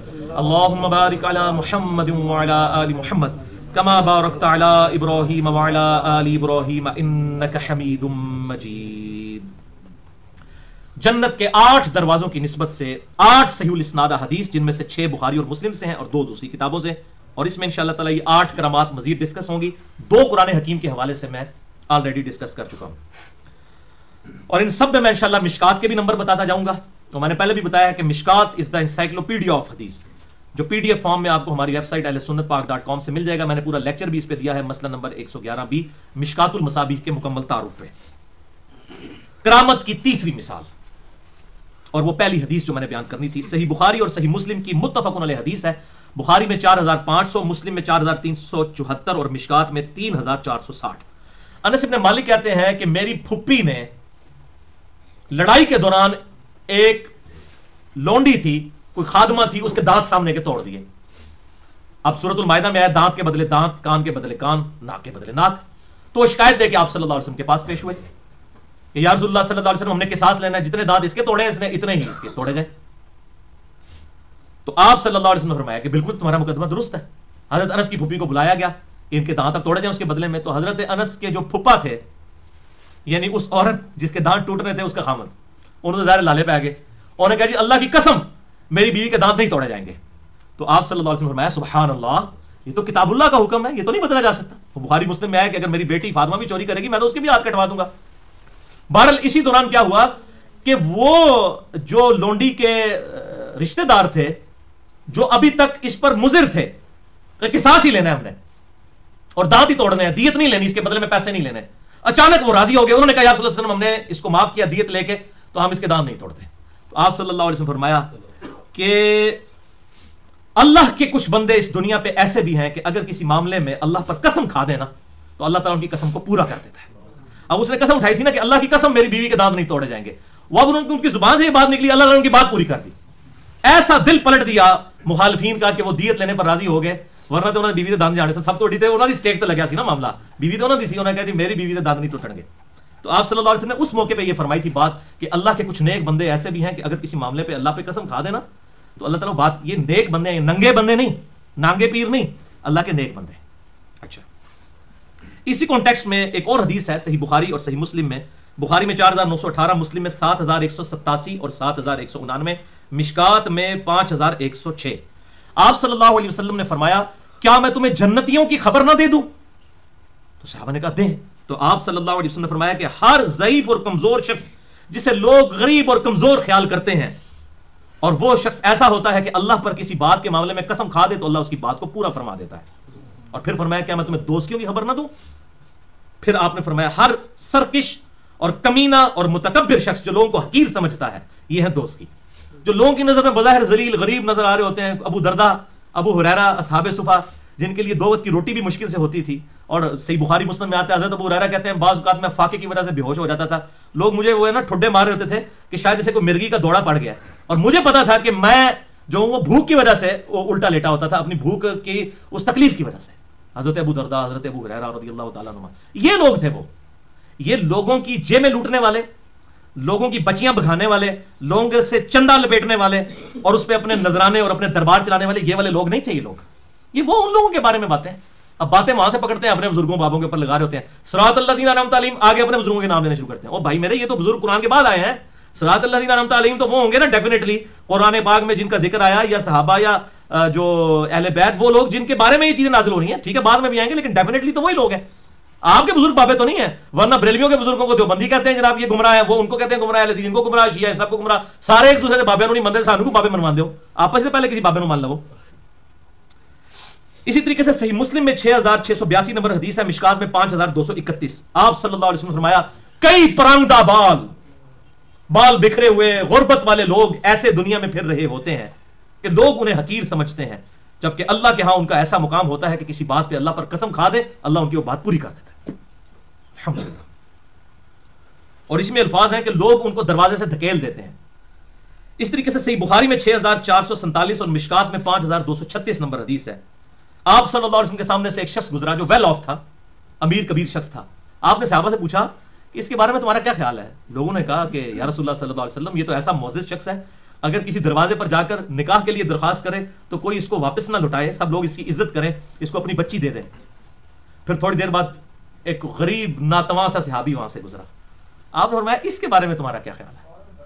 انہوں نے کہا کہ یہ تو ایسا شخص ہے کہ اگر کسی سے بچی مانگے جا کے تو کوئی اس کے ساتھ اپنی بچی کی شادی کرنے کے لیے تیار نہ ہو، اگر یہ کسی کی سفارش کرے تو لوگ اس کی سفارش بھی قبول نہ کریں کسی کے حق میں، کسی سے بات کرے تو اس کی بات ماننے کے لیے تیار نہ ہو، یہ تو اتنا گیا گزرا غریب قسم کا آدمی ہے۔ آپ صلی اللہ علیہ وسلم نے فرمایا اللہ کی قسم یہ اکیلا شخص اللہ تعالیٰ کو، جو پہلے گزر چکے شخص ان سب سے پوری دنیا بھی بھار دی جائے نا، ان سب سے بڑھ کر اللہ کو یہ ایک اکیلا شخص محبوب ہے۔ یعنی ہم سمجھ رہے ہوتے ہیں کہ کیا جناب لوگ پتہ نہیں کیا بڑے بڑے ترے اور بڑی بڑی پگڑیاں اور بڑے بڑے مریدین، اور یہ تو قیامت دن پتہ چلے گا کن کن کی مٹی پلید ہو رہی ہے، لوگ دنیا میں بڑے ان کو عزت کی نگاہ سے دیکھتے تھے، اور وہ شخص اللہ تعالیٰ ماتا ہے پوری دنیا بھر جائے نا ان بزرگوں سے۔ یعنی یہ اب آپ سمجھ لیں نبی صلی اللہ علیہ وسلم نے آج کے دور میں بات ہو کہ یہ جتنے لوگ ہیں ان سے جن کو تم اپنے بزرگ مانے بیٹھے اور بڑے بڑے عزت والے لوگ، ان سے پوری دنیا بھر جائے نا، تو وہ اللہ تعالیٰ کے نزدیک یہ ایک بندہ نا ان سب سے بڑھ کر محبوب ہے، الحمدللہ۔ اسی طریقے سے بخاری میں ایک اور حدیث ہے 2896 اور مشکات میں 5232، حضرت سعد ابن ابی وقاص، سعد ابن عبادہ جو خزرج کے سردار تھے، بہت امیر کبیر شخص تھے، ان کے بارے میں آتا ہے کہ انہوں نے غریب لوگوں کو جو ہے وہ کم درجے کا خیال کیا، تو آپ صلی اللہ علیہ وسلم نے ان کو فرمایا کہ سعد ایسے مت کرو، سعد ابن عبادہ ظاہر امیر تھے، 155 صحابہ صفا کا کھانا ان کے گھر سے جایا کرتا تھا، تو ان کو یہ گمان ہوا کہ میں تو اتنا لوگوں کو کھلا پلا رہا ہوں، اللہ کے نبی کے صحابہ میرے رزق کے اوپر چل رہے ہیں، آج بھی جو سخی لوگ ہیں وہ یہی سمجھتے ہیں کہ میرے رزق کے اوپر یہ سارا کچھ چل رہا ہے۔ اور سعد ابن عبادہ کو حضور نے کیا کہا؟ آپ صلی اللہ علیہ وسلم نے فرمایا تمہارے انہی کمزور لوگوں کی وجہ سے تمہیں اللہ تعالیٰ رزق دیتا ہے، تمہیں جو رزق مل رہا ہے نا وہ ان کی وجہ سے مل رہا ہے، ان لوگوں کی وجہ سے۔ اللہ تعالیٰ کسی کو دے کے آزماتا ہے اور کسی سے لے کر آزماتا ہے۔ کوئی نیک آدمی یہ نہ سمجھے کہ آج میرے اتنے دسترخوان چل رہے ہیں تو اللہ تعالیٰ فرماتا ہے کہ اللہ کے محبوب صلی اللہ علیہ وسلم فرماتے ہیں کہ اللہ تعالیٰ انہی غریب لوگوں کی وجہ سے تمہیں بھی رزق دے رہا ہے تاکہ تمہارے ذریعے سے ان لوگوں تک رزق پہنچ جائے، ورنہ اللہ تعالیٰ کو تو کسی کی کوئی پرواہ نہیں ہے۔ جو اللہ تعالیٰ billions of trillions of species کو کھانا دے رہا ہے وہ انسان کو نہیں دیکھ سکتا بغیر محنت کے۔ ملینز آف ویل ہے، ویل مچھلیاں ہیں پیسیفک اوشن میں اور اٹلانٹک کے اندر، جس میں سے چھوٹی سی چھوٹی بھی ویل مچھلی کی خوراک 500 کلو گرام گوشت ہے روزانہ کا۔ ان سب کی خوراک کون پورا کرتا ہے؟ کوئی بزرگ پورا کرتا ہے، کوئی کسائی پورا کرتے ہیں، اللہ کر رہا ہے۔ میں نے پورا ایک لیکچر دیا ہے اللہ تعالیٰ کی طرف سے رزق کی تقسیم اور مسئلہ تقدیر، مسئلہ نمبر 103، وہ آپ سنیں تو آپ کو اندازہ ہوگا کہ اللہ تعالیٰ نے کس طرح رزق کا بندوبست کیا ہوا ہے۔ یہ اللہ تعالیٰ کے اختیار میں. تو یہ بات بڑی حیران کن بات ہے, انسان کو سمجھنی چاہیے کہ انہی غریب لوگوں کی وجہ سے امیروں کو رزق دیا جاتا ہے. یہاں پر وہ کریٹیکل حدیث میں ضرور بیان کروں گا, صحیح مسلم میں 6543 اور مشکات میں 5314, کہ نبی صلی اللہ علیہ وسلم نے ارشاد فرمایا, بے شک اللہ تعالیٰ تمہاری شکلوں اور مال کو نہیں دیکھتا, دلوں اور اعمال کو دیکھتا ہے. اور ہم شکل اور مال ہی لوگوں کا دیکھتے ہیں, کتنا نورانی چہرہ ہے, اوڈا وڈے گستاخ رسول ہوتا ہے, اوڈا ہی بڑا مشرک ہوتا ہے. شکلوں سے تو نہیں آپ دھوکہ دے سکتے. اور تمہارے مال کو نہیں دیکھتا, دلوں اور اعمال کو دیکھتا ہے کہ کس کا دل اللہ کے لیے جھکا ہوا ہے, کون خالصتاً اللہ کے لیے کر رہا ہے. اور اعمال کو دیکھتا ہے اگر کسی کے پاس مال نہیں ہے, جتنا ہے اس میں سے جو تھوڑا بہت خرچ کرتا ہے, اللہ کے ہاں تو نیکیاں تولی جائیں گی, گنی نہیں جائیں گی. ہو سکتا ہے کہ کسی شخص کا 1 کروڑ روپیہ خیرات کرنا جب تولا جائے تو اس کی ویلیو 1 روپے کے برابر نہ نکلے, اور کسی کا 1 روپیہ خیرات کرنا اربوں روپے کے برابر ہو جائے اس کی نیت کی وجہ سے. جو صحیح بخاری میں آتا ہے, سورہ توبہ کے اندر بھی آتا ہے, منافقین, وہ ایک غریب مسلمان کو جو ہے اس نے پوری رات مزدوری کر کے ایک مٹھی اسے کھجور ملی, اور اس نے آ کے کہا یا رسول اللہ صلی اللہ علیہ وسلم, یہ غزوہ تبوک کی تیاری کے لیے میری طرف سے بھی آپ تحفہ رکھ لیں. تو منافقین نے مذاق اڑایا کہ اس ایک کھجور سے کیا ہوگا, اور آپ نے وہ کھجوریں پورے اس مال کے اوپر پھینک دی اور بتایا کہ میں اس کی اتنی قدر کر رہا ہوں, یہ سارے مال پر بھاری ہے, کیونکہ اخلاص اللہ نے دیکھنا ہے. کو تو اللہ نے دینا ہے نا کسی کو. اگر کوئی شخص دے رہا ہے اپنی جیب سے تو نہیں دے رہا نا, اللہ کا دیا ہوا دے رہا ہے. ہو سکتا ہے جس کو نہیں دیا اس کو دیا ہوتا وہ اس سے زیادہ خیرات کرتا. تو اللہ تعالیٰ نیکیاں تولے گا, گنے گا نہیں. اچھا, تو یہ نیک لوگ ہیں, اگرچہ وہ غریب ہیں, ان کی وجہ سے امیروں کو رزق ملتا ہے. یہ جو لوگ کہتے ہیں نا جو نہ وہ بزرگوں کی وجہ سے سب کو مل رہا ہے, وہ یہ چیز نہیں ہے, وہ یہ ہے جو میں نے آپ کو بتایا. اور اس حوالے سے مسند امام احمد میں ایک حدیث ہے, مشکات میں 6277 نمبر موجود ہے, ضعیف طریق ہے لیکن اس کی ایک صحیح سند بھی ہے, المستدرک للحاکم میں 8658, جو میں نے امام مہدی والے لیکچر مسئلہ نمبر 127b میں بھی بیان کی تھی, کہ سیدنا علی سے کہا گیا کہ آپ اہل شام پر لعنت کریں, یعنی حضرت معاویہ اور ان کی پوری پارٹی کے اوپر, کہ جو کچھ وہ کر رہے ہیں امت کے ساتھ. تو سیدنا علی نے فرمایا کہ ان قریب فتنہ ہوگا, یعنی قرب قیامت میں, کیونکہ امام مہدی کا اس میں ذکر آ رہا ہے, جو لوگوں کو ایسا تپائے گا جیسا کہ سونے کو تپایا جاتا ہے بھٹی میں. اہل شام کو برا مت کہو, بلکہ ان کی برائی کو برائی کہو. یہ نہیں کہ سارے اہل شام کے اوپر لعنت کی جائے. اور ایک فارم اس کا یہ بنتا ہے, بلکہ ان پر جو ظلم کر رہے ہیں, جن لوگوں نے ان کو ورگلایا ہوا ہے اس معاملے میں کہ خلیفہ راشد کے خلاف کھڑا کیا ہے, ان کے اوپر آپ کہیں کہ وہ معاملات غلط کرنے والے ہیں. کیٹیگوریکلی سارے اہل شام پر لعنت مت کرو, کیونکہ ان میں ابدال موجود ہیں, اللہ کے نیک بندے. اب اسی سے وہ انہوں نے لفظ پکڑ لیا, ابدال, غوث, ابدال کو تب بنانا شروع کر دیا. پوری ایک ہیرارکی انہوں نے آپ بنا لی ہے بھائی, اتنے ہے تھلے ہے, یہ تھا وہ ذکر تھا, اور اس میں کوئی ذکر نہیں ہے وہ کون ہے, صرف یہ کہ اللہ کے نیک بندے موجود ہیں, وہ الحمدللہ موجود ہیں. اب ان کے ماتھے پہ تو نہیں لکھا ہوگا کہ یہ نیک بندے ہیں, یہ تو اللہ کو پتا ہے نا. آج کسی پر وہی تو نازل نہیں ہوتی کہ وہ یہ دعویٰ کرتے فلاں شخص نیک ہے. ہو سکتا ہے آپ نیک سمجھ رہے ہیں اور ہو رہا ہے. بریلوی جن کو بزرگ سمجھتے ہیں, دیوبندی ان کو کہتے ہیں دوستی ہیں. دیوبندی جن کو حکیم الامت سمجھتے ہیں, بریلوی ان کو مریض الامت کہتے ہیں. وہ کہتے ہیں مجدد دین بدعت, وہ کہتے ہیں مجدد دین و ملت. یہ تو آج ہی مطلب لوگ اس کے اوپر ایگری نہیں کر رہے ہیں, تو چہ جائے کہ یہ ایک دوسرے کے بزرگ منوانا شروع کر دیتے ہیں. ہاں, جو بزرگ ہیں وہ نظر آتے ہیں, آپ دیکھیں ان کو لوگ سارے پھر مان رہے ہوتے ہیں. امام حنیفہ, امام شافعی, امام احمد حنبل, امام مالک, امام بخاری, امام مسلم رضی اللہ عنہم اجمعین رحمہم اللہ علیہم السلام, دیکھیں سب ان کو عزت کی نگاہ سے دیکھتے ہیں. تو وہ جو ایک کنسنسس کے ساتھ یونانیمسلی ایگریڈ لوگ ہیں, ان کے اوپر سب کے سب لوگ متفق ہیں. تو یہ وہ حدیث تھی جو میں نے بیان کر دی اس حوالے سے, تو کہ اہل شام کے ساتھ کہا گیا ابدال ہوں گے, لیکن ان کو پھر بھی تسلی نہیں ہوگی, کہنا ولی تو ہوں گے نا ابدال, انہوں نے پھکی دینے لگا. یہ خصوصاً صوفیاء کے لیے. اب وہ یہ ماننے سے انکار کر دیں گے اس حدیث کو بھی, ویسے تو یہ پیش کرتے ہیں, اور وہ ہے جامعہ ترمذی میں 2192, مشکات میں 6292. کیا عجیب حسن اتفاق ہے, جامعہ ترمذی میں 2192 اور مشکات میں 6292 نمبر, کہ آپ صلی اللہ علیہ وسلم نے فرمایا جب اہل شام خراب ہو جائیں گے, جب شام کے لوگ خراب ہو جائیں گے, پھر کوئی خیر باقی نہیں رہے گی, یعنی پھر پوری دنیا میں گمراہی پھیل جائے گی, یعنی آخر تک حق پر قائم رہنے والے لوگ اہل شام ہوں گے. یہ اب قیامت کے قریب کی بات ہو رہی ہے, وہ تو ہر زمانے میں لوگ لگا رہے ہیں. آج جو تنظیمیں وہاں سے جادی اٹھی ہوئی ہیں وہی حدیث لگا رہے ہوتی ہیں, کہتی ہیں ہمارے بارے میں. وہ غزوہ ہند والے, وہ لشکر طیبہ والے, جماعت الدعوہ والے کہتے ہیں ہمارے بارے میں, مامون تزنی کہتا تھا ہمارے بارے میں, اور کوئی آئے گا کہ ساڑھے بارے ہے. یہ اب اللہ کو پتا ہے یہ کب کا معاملہ ہے, بال قرب قیامت کا ذکر ہے یہ. اور میری امت کا ایک گروہ ہمیشہ غالب رہے گا, ان کو بے جار و مددگار چھوڑنے والے ان کا کوئی نقصان نہیں کر سکیں گے حتیٰ کہ قیامت قائم ہو جائے گی. تو اہل شام کے بارے میں ذکر ہوا, اور ساتھ امام ترمذی لکھتے ہیں کہ امام مدینی کا قول ہے. امام مدینی امام ترمذی کے بھی استاد ہیں, امام بخاری کے بھی استاد ہیں, لہذا سند کی ضرورت نہیں ہے, انہوں نے اپنے استاد کا قول نقل کیا, وہ ڈائریکٹ راوی ہیں, کہ یہ جو اہل شام ہیں, جو نیک لوگ جن کے ساتھ اللہ تعالیٰ کی تائید ہوگی, اور جو پچھلی حدیث میں ہم سن چکے ابدال ہوں گے, وہ اصحاب الحدیث, اہل حدیث ہوں گے. نال ہی فیوز اڑ جائے گا سارے صوفیاں دا. یہ مجھے کسی نے پیش کی, میں کہا ہاں جناب یہ تو جناب تھوڑے گاٹے فٹ کرنا, میں نال تک امام ترمذی نے کہ لکھا ہے, یہ تو لکھے اصحاب الحدیث، اہل حدیث ہوں گے.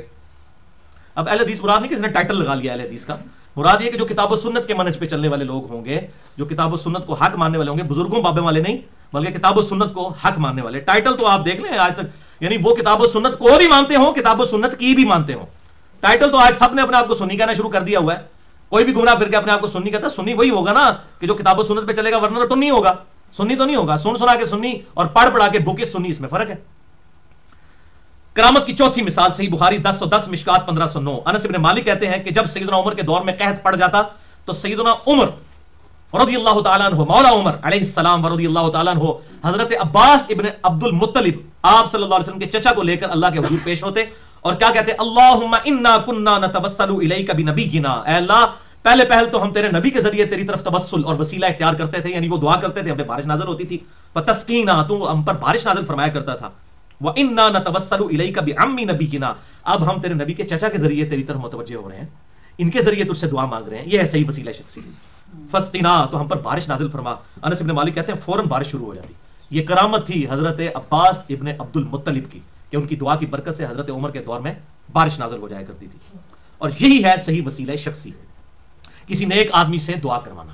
جن لوگوں نے اپنے ناموں کے کلمے پڑھائے ہوئے ہیں، لا الہ الا اللہ چشتی رسول اللہ یا لا الہ الا اللہ اشرف علی رسول اللہ، نعوذ باللہ من ذالک، ان بزرگوں کی بات نہیں ہو رہی کہ ان سے دعائیں کرائیں، بیڑے میں ڈوب جائے کو جانے نہ. وہ آپ مسئلہ نمبر میرا 71 سن لیں. انڈیا اور پاکستان کے بزرگوں کی 19 گستاخانہ عبارات کا تحقیقی جائزہ، اور میرا ریسرچ پیپر بھی ہے، ریسرچ پیپر نمبر 2A، بزرگوں کی اندھا دھند پیروی کا انجام اور اس کا علاج بھی ہے اس میں. تو یہ ہے صحیح وسیلہ شخصی. وسیلے پہ میرا لیکچر ہے مسئلہ نمبر 43، وسیلہ اور توسل کے صحیح احکام و مسائل، جس میں میں نے 6 وسیلے بتائے ہیں، 5 ثابت ہیں اور 1 ثابت نہیں ہے. تو یہ دعا کا کانٹیکسٹ ہے، دعا کرنے قبول ہوگا. یہ بالکل جھوٹ ہے کہ حضرت عمر فاروق رضی اللہ تعالیٰ عنہ علیہ السلام نے دریائے نیل کو خط لکھ دیا، یہ آپ نے سنا ہوگا. بالکل منقطع روایت ہے، سند ہی پوری نہیں ہے. بھائی یہاں تو وہ عباس ابن عبد المطلب سے دعا کروا رہے ہیں اور کرامت ہے ہی دعا کی قبولیت ہے. یہاں بھی ایک خط لکھ کے تو ایسے بادلوں میں پھینک دیتے، جو دریائے نیل تک بھیجا ہے تو ایسے پھینک دیتے. بالکل جھوٹے واقعات ہے، اس طرح نہیں بھائی کبھی بھی ہونے کا. زیادہ زیادہ دعا کے ساتھ تعلق ہے. اسی طریقے سے یا ساریت الجبل والی روایت، اس میں بھی محمد بن جلان جو ہے مدلس ہے اور ان سے روایت کر رہے ہیں. میں نے حضرت عمر علیہ السلام پہ پورا لیکچر دیا ہے، مسئلہ نمبر 65 سیدنا عمر فاروق رضی اللہ تعالیٰ عنہ کے صحیح فضائل کتاب و سنت کی روشنی میں. اس میں یہ سارے واقعات بتائیں گے. بالکل جعلی باتیں، حق باتیں وہی ہیں جو کتاب و سنت میں آئی ہوئی ہیں صحیح سند کے ساتھ.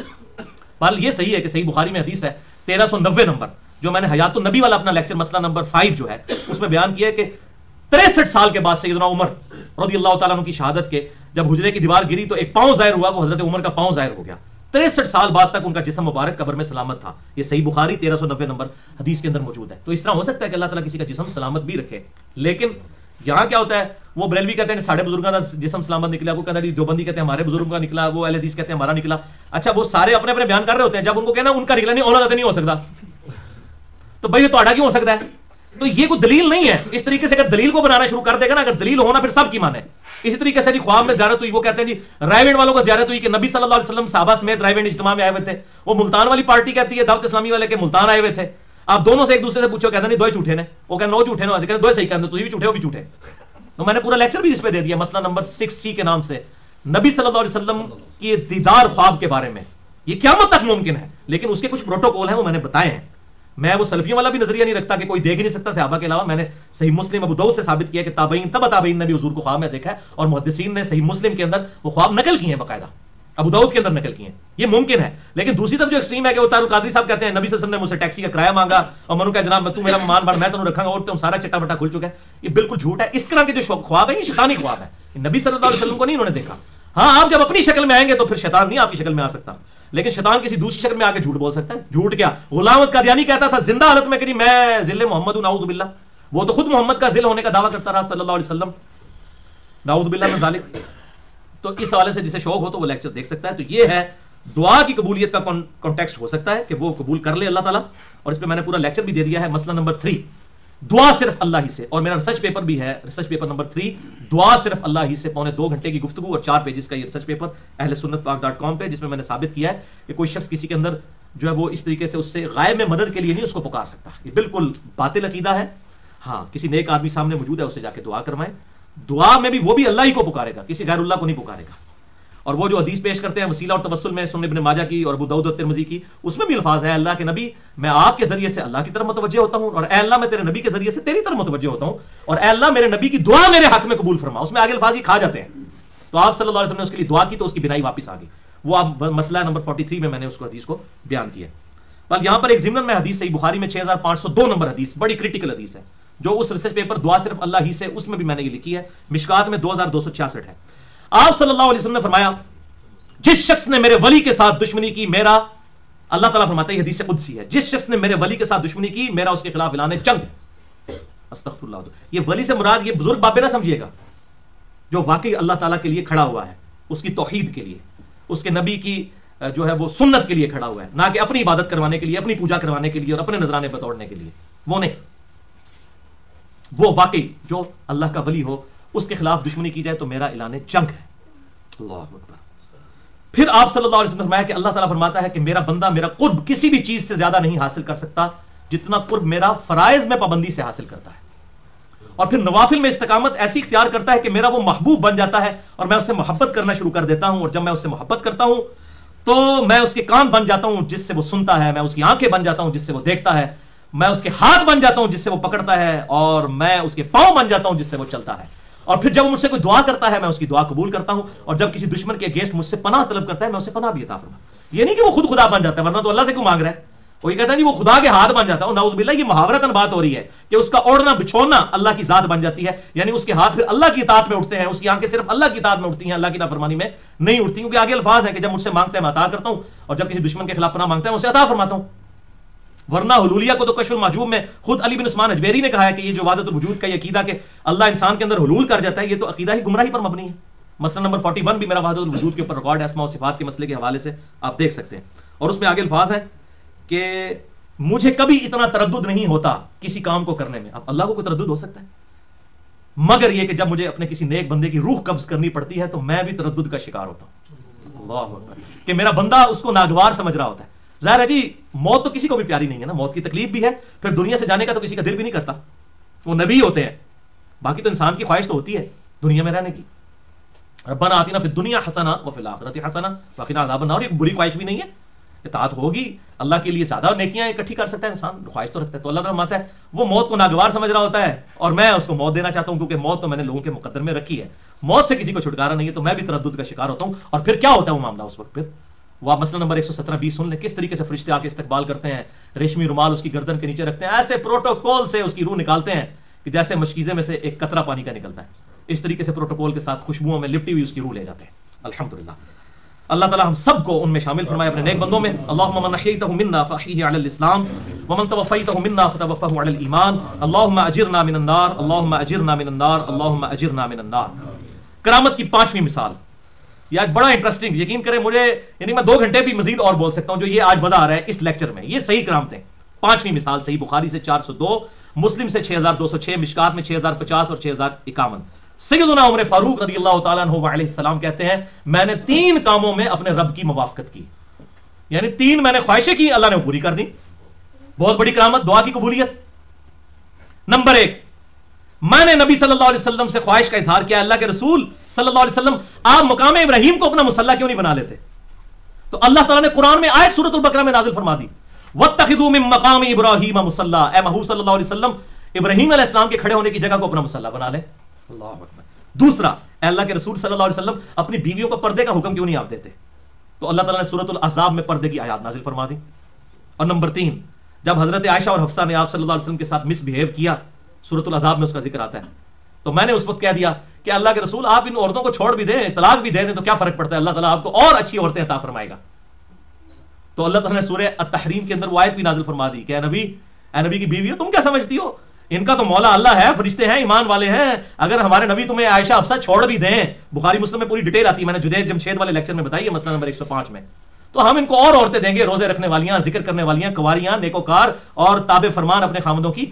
ہمارے نبی عائشہ حفصہ تم پہ، اللہ ان کو اور عطا فرمائے گا. تو اللہ نے تائید کر دی حضرت عمر فاروق رضی اللہ تعالیٰ عنہ کی اس مشورے کی. اور مسلم میں 6206 نمبر حدیث میں ایک اور ہے کہ غزوہ بدر کے قیدیوں والے معاملے میں بھی میں نے اپنے رب کی تائید حاصل کر لی. میں نے یہ مشورہ دیا تھا ان قیدیوں کو چھوڑا نہ جائے بلکہ قتل کیا جائے. اور میں نے عصمت انبیاء والا جو لیکچر ہے مسئلہ نمبر 88A اس کے اندر بتایا ہے کہ حضرت عمر فاروق رضی اللہ تعالیٰ کے مشورے کو اللہ تعالیٰ نے پسند فرمایا اور نبی صلی اللہ علیہ وسلم اور حضرت ابوبکر صدیق کا جو اجتہاد تھا اس کو پسند نہیں فرمایا. کرامت کی چھٹی مثال وہ جریج ولی جو ہے بنی اسرائیل کے، ان کے بارے میں بخاری میں 3436، مسلم میں 6509 نمبر حدیث ہے کہ آپ صلی اللہ علیہ وسلم نے فرمایا کہ 3 بچے ایسے ہیں جنہوں نے ماں کی گود میں کلام کیا ہے. نمبر 1 حضرت عیسیٰ علیہ السلام، نمبر 2 وہ جو ولی تھا بنی اسرائیل کا جریج، اس کا جو ساتھی تھا، اور نمبر 3 ایک اور بچہ تھا جس کا ذکر اسی حدیث میں آتا ہے کہ وہ بچہ دودھ پی رہا تھا تو اس نے ایک سامنے سے ایک شخص بڑا امیر و کبیر بڑی اچھی سواری پر گزر رہا تھا تو اس کی ماں نے دعا کی اے اللہ مجھے میرے بچے کو بھی اس طرح بنا دے. تو وہ دودھ پیتا بچہ بول پڑا کہ اے اللہ مجھے اس طرح کا نہ بنائے. اور تھوڑا آگے گئی تو ایک لونڈی تھی جس کے اوپر بدکاری کی تہمت تھی اور وہ قسم اٹھا کے کہہ رہی تھی میں نے گناہ کا کام نہیں کیا. تو اسی عورت نے کہا کہ اے اللہ میرے بچے کو اس عورت کا سا نہ بنائی. تو وہ بچہ دوبارہ بول اٹھا کہ اے اللہ مجھے بھی اس عورت کی طرح نیک بنائی. یہ سچی عورت ہے، یہ لوگ جھوٹا الزام اس پہ لگا رہے ہیں. یہ تیسرا بچہ تھا. اب وہ دوسرا بچہ جریج والا بنی اسرائیل. جریج ایک بہت بڑا عبادت گزار تھا بنی اسرائیل میں. وہ نماز پڑھ رہا تھا کہ اس کی والدہ نے اس کو آواز دی. تو نفلی نماز تھی، توڑ دینی چاہیے تھی. فرض نماز تو چلیں آپ کنٹینیو کریں گے، نفلی نماز تو ظاہر ہے کہ توڑنی ہوگی ماں باپ اگر آواز دے دیں. اور بخاری اور مسلم میں آتا ہے اور قرآن حکیم میں بھی آتا ہے اشارتاً کہ نبی صلی اللہ علیہ وسلم جب پکاریں گے پھر تو فرض نماز بھی توڑ دینی ہے آپ نے، پھر اس وقت پہنچنا ہے آواز کو. بہرحال اس نے آواز دی اپنی والدہ کی آواز پہ. اس نے کہا یا اللہ میں تیری عبادت کر رہا ہوں، میری ماں مجھے بلا رہی ہے. وہ عبادت کرتا رہا اور اس نے اپنی ماں کی اس بات پہ لبیک نہیں کہا. دوسرے دن بھی اس طرح ہی ہوا کہ اس کی ماں نے آواز دی، وہ نماز پھر مکمل کر کے ہی گیا. تو اس کی والدہ کو غصہ آیا اور اس کی زبان سے ہی کلمات نکل گئے کہ اے اللہ میرے بچے کو اس وقت تک موت نہ دینا جب تک کسی فاحشہ عورت دے متھے نہ مار لیں. کسی فاحشہ عورت کے ساتھ اس کا کوئی پالا پڑ دے اس وقت تک اسے موت نہ دینا. یعنی اس نے اپنا غصہ بدوا دے دی. صحیح مسلم میں حدیث ہے اپنی اولاد کو بدوا مت دو. ہو سکتا ہے قبولیت کا وقت ہو، اللہ قبول ہی کر لے. میں نے مسئلہ تقدیر والے لیکچر میں بھی 104 ABC میں بتائی تھی حدیث. اس لیے بدوا کبھی نہیں دینی چاہیے کسی کو. ظاہر ہے وقتی طور پہ غصہ ہوتا ہے تو انسان کیوں بدوا دے، بعد میں جو پچھتائے گا. اور یہاں پہ بدوا لگ گئی. بدوا کیا لگی؟ وہاں پر ایک فاحشہ عورت تھی، بدکار عورت تھی، اور اس کو لوگوں نے بتایا کہ یہ جریج ولی جو ہے یہ اتنا عبادت گزار ہے، تنو تے تا منیں گے. اور وہ بڑی خوبصورت مشہور بھی تھی. تیری خوبصورتی تا منیں گے کہ تو جو اس مرد نو ورگلا لے، تیری خوبصورتی تب مانیں گے اس کو ورگلا. اس نے کہا یہ مسئلے کو نہیں. وہ آئی، اس نے بڑی کوشش کی. حضرت جریج رضی اللہ تعالیٰ عنہ علیہ السلام رحمہ اللہ، وہ عبادت گزار پیور پیشن والے تھے، اللہ نے ان کو بچایا. پھر اس عورت نے ایک ترکیب چلی کہ اس نے ایک چرواہے کے ساتھ بدکاری کی اور اس کی وجہ سے اس کا حمل ٹھہر گیا اور اس میں سے ایک بچہ پیدا ہوا اور اس نے شور مچایا. اور اس نے اس جریج کی عبادت گاہ جو اس نے بنائی تھی گھر، اس کے ساتھ ہی کوئی کمرہ کرائے پہ لے کر رکھا ہوا تھا، وہاں اس نے یہ سارا کام کیا. اس نے کہا یہ بچہ جو ہے یہ اس کا ہے، جریج کا، اس نے میرے ساتھ بدکاری کی تھی. لوگوں نے جناب آؤ دیکھا نہ تاؤ اس کی پوری عبادت گاہ انہوں نے چپ کے جناب ہر چیز باہر چھوڑیا ہوتا سامان اور سارا تو مکان وغیرہ توڑ دیا. تو اس کو مارنا پیٹنا شروع کر دیا. تو جریج نے کہا کہ مجھے تھوڑے وقت کے لیے سن تو لو میری بات، مجھے تھوڑا سا ٹائم تو دو، میں نے یہ کام نہیں کیا. اس نے اسی وقت نماز پڑھی. نماز پڑھ کے اللہ کے حضور دعا کی کہ اللہ تو جانتا ہے میں بے قصور ہوں، مجھے اس مصیبت سے نجات دے. پھر وہ اس بچے کے پاس، شیرخوار بچے کے پاس آیا وہ، اور اس نے اس کی پیٹ پہ جا کے ٹھونکا مارا یوں اور کہا کہ بچے بول تیرا باپ کون ہے. وہ دودھ پیتا بچہ چھوٹا سا، وہ کہنے لگا کہ یہ عورت جو ہے یہ بدکار عورت ہے، اس نے اس چرواہے کے ساتھ برائی کی، میرا باپ وہ چرواہا ہے اور یہ نیکوکار شخص ہے. جب جناب لوگوں نے یہ منظر دیکھا تو انہوں نے کہا جناب تسی اجازت دو اسی سونے کا مکان بنا دینا تھوڑے سے. یہ الفاظ ہے صحیح مسلم میں. وہ کہا سونے کا بناؤ جناب، سونے کا بناتے تھے تو ہی جانتا رہتا، روحانیت ساری لے لیندے. جس طرح یہ جتنے بزرگ ہیں یہ لینڈ رووروں میں گاڑیوں میں بیٹھ کے ان کی روحانیت زیرو ہو گئی ہوئی ہے. ویسے تو پہلے بھی زیرو سی، بالکل ہی جانتے رہے. تو انہوں نے کہا جناب میں نے مٹی دے گھر بنا دو، تسی جو مٹی کا گھر ہے وہی بنا دو. انہوں نے وہ مٹی کا، اور اس میں مسلم شریف کے الفاظ ہیں، لوگوں نے اس کے ہاتھ پاؤں چومنے شروع کر دیے. اسی ٹائم بزرگ مان لیا انہوں. تو انہوں نے کہا جناب میرا مکان وہی بنا لیں جو تھا، وہ مکان اس کا وہ تعمیر کر دیا. یوں اللہ تعالیٰ نے اس کو اس فتنے سے محفوظ رکھا الحمدللہ. 7ویں مثال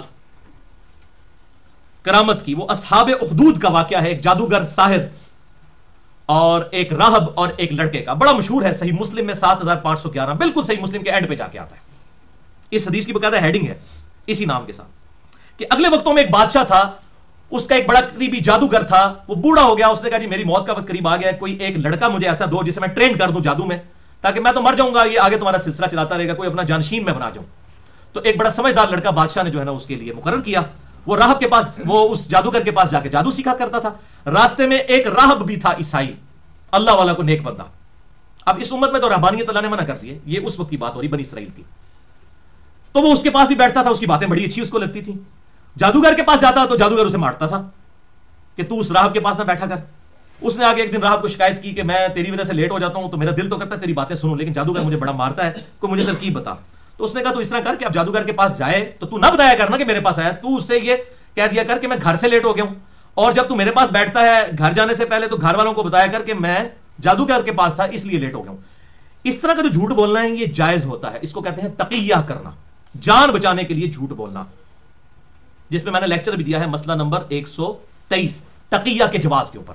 اور یہ تقیہ کا لفظ قرآن میں بھی ہے, سورہ آل عمران آیت نمبر 28, کہ کافروں سے دشمنی رکھو لیکن ان کے ساتھ دوستی رکھی جا سکتی ہے کب الا ان تتقوا منہم تقاہ, کہ جب تمہیں اس سے بچاؤ کرنا مقصود ہو پھر اوپر اوپر سے دوستی رکھی جا سکتی ہے تقیۃً. تقیہ کہتے ہیں ڈر کر, دل میں تو آپ دشمنی ان کو رکھیں لیکن اپنی جان. یہ جو اہل تشیع کے ہاں بھی, یہ کوئی اہل تشیع یا اہل سنت کا مسئلہ نہیں ہے, تقیہ کا جواز قرآن کے اندر موجود ہے, سورہ آل عمران آیت نمبر 28 میں, مسئلہ نمبر 123 میرا سن لیں. بہرحال یہ معاملہ ہوا جی تقیہ والا. تو وہ اس طرح وہ آتا رہا راہب کے پاس. ایک دن کیا ہوا, راستے میں اس نے ایک بہت بڑا جانور دیکھا جس نے لوگوں کا راستہ جو ہے وہ روکا ہوا تھا. اس نے ایک چھوٹا سا پتھر اٹھایا اور اس نے کہا یا اللہ اگر اس راہب کا دین تجھے محبوب ہے اس جادوگر کے مقابلے پر تو اس ایک پتھر سے اس جانور کو مار دے. انبلیویبل چیز ہے, بہت بڑی کرامت ہے. اس نے وہ پتھر مارا, وہ جانور مر گیا, لوگوں کے لیے راستہ صاف ہو گیا.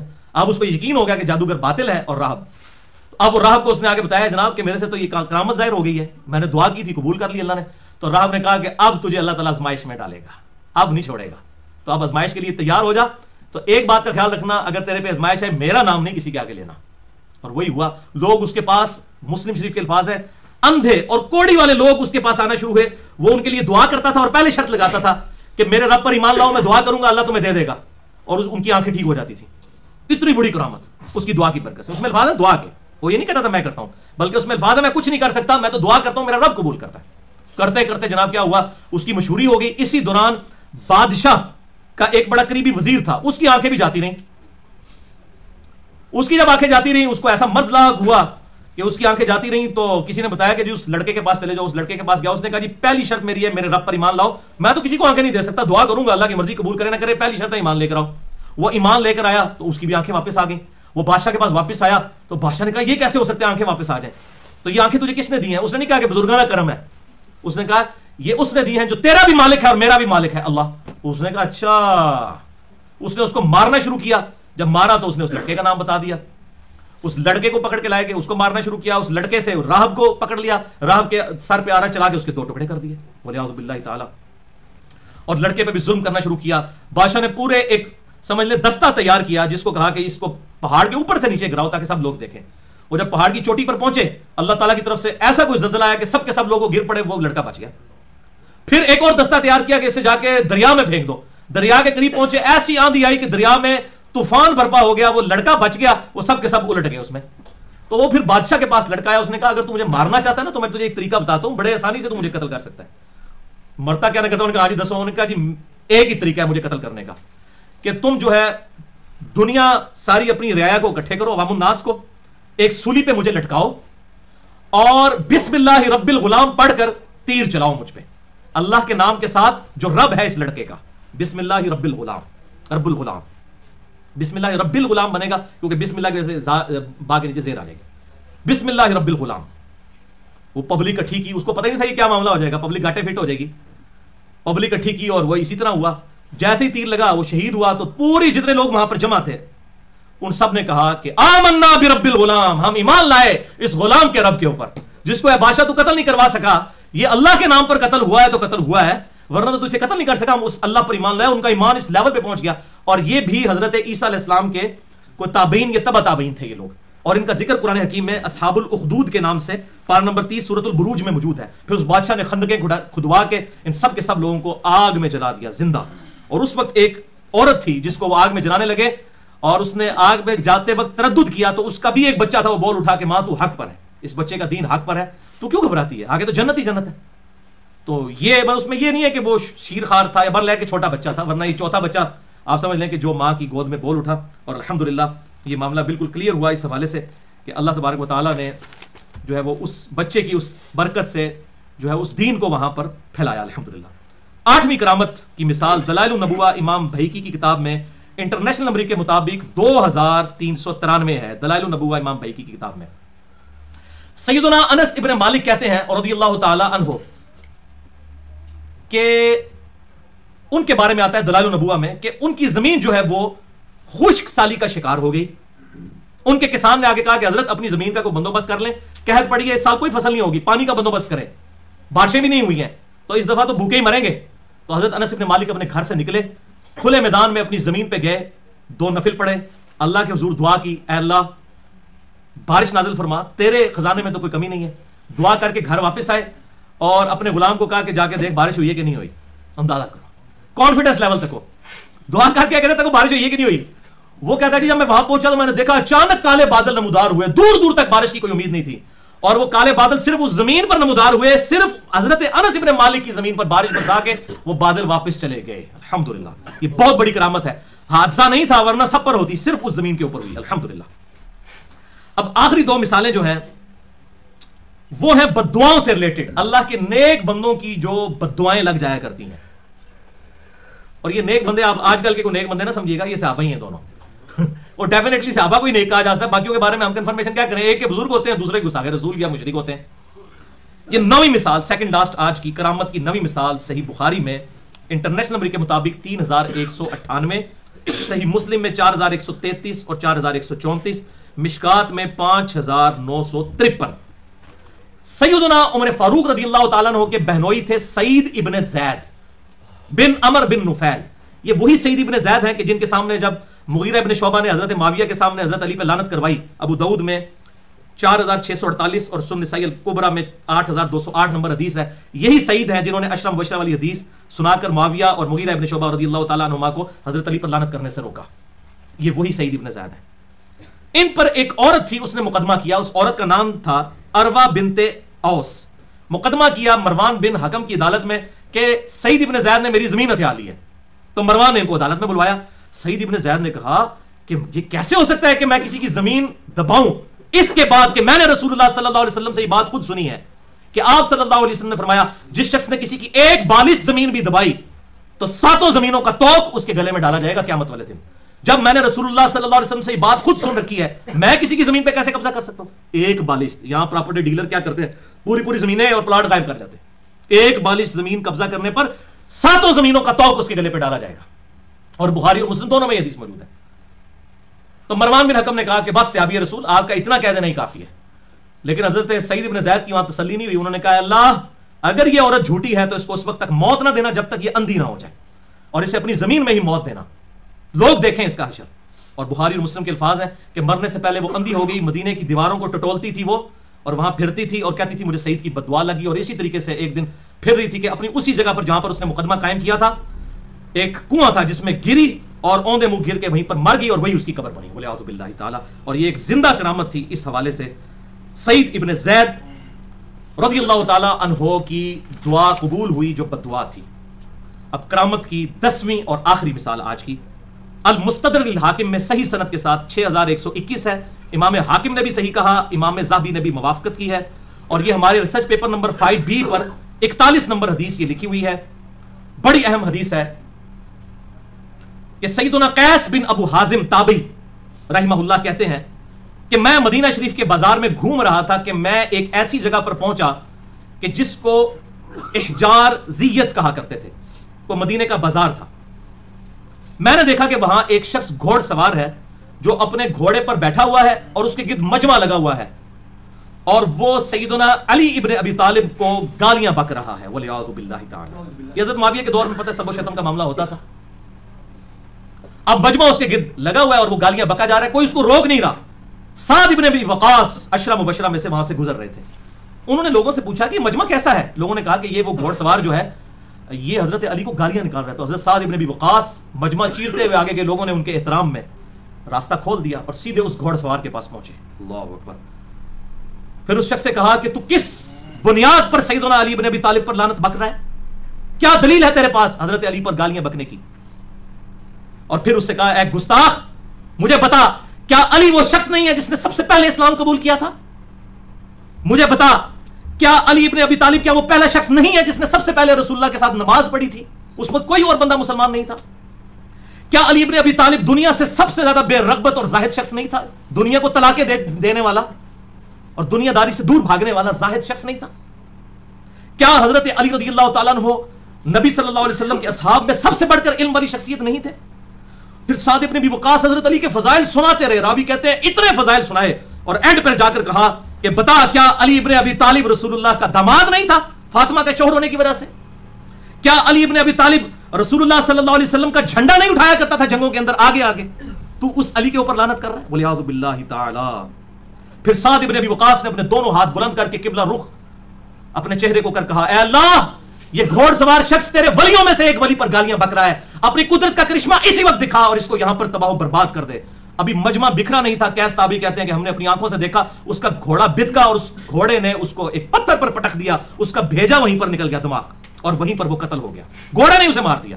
یہ اس وقت زندہ کرامت ظاہر ہوئی حضرت سعد ابن ابی وقاص کی دعا سے، الحمدللہ یہ بہت بڑی کرامت ہے بھائیو۔ اسی کانٹیکسٹ میں میرا ٹروتھ ریویلنگ لیکچر ہے، مسئلہ نمبر 101، خلافت و ملوکیت، صحیح مسئلہ خروج اور فکر حسین حق پرستی کی علامت ہے، جس میں جنگ صفین، نہروان اور جنگ جمل کے حوالے سے میں نے گفتگو کی ہے۔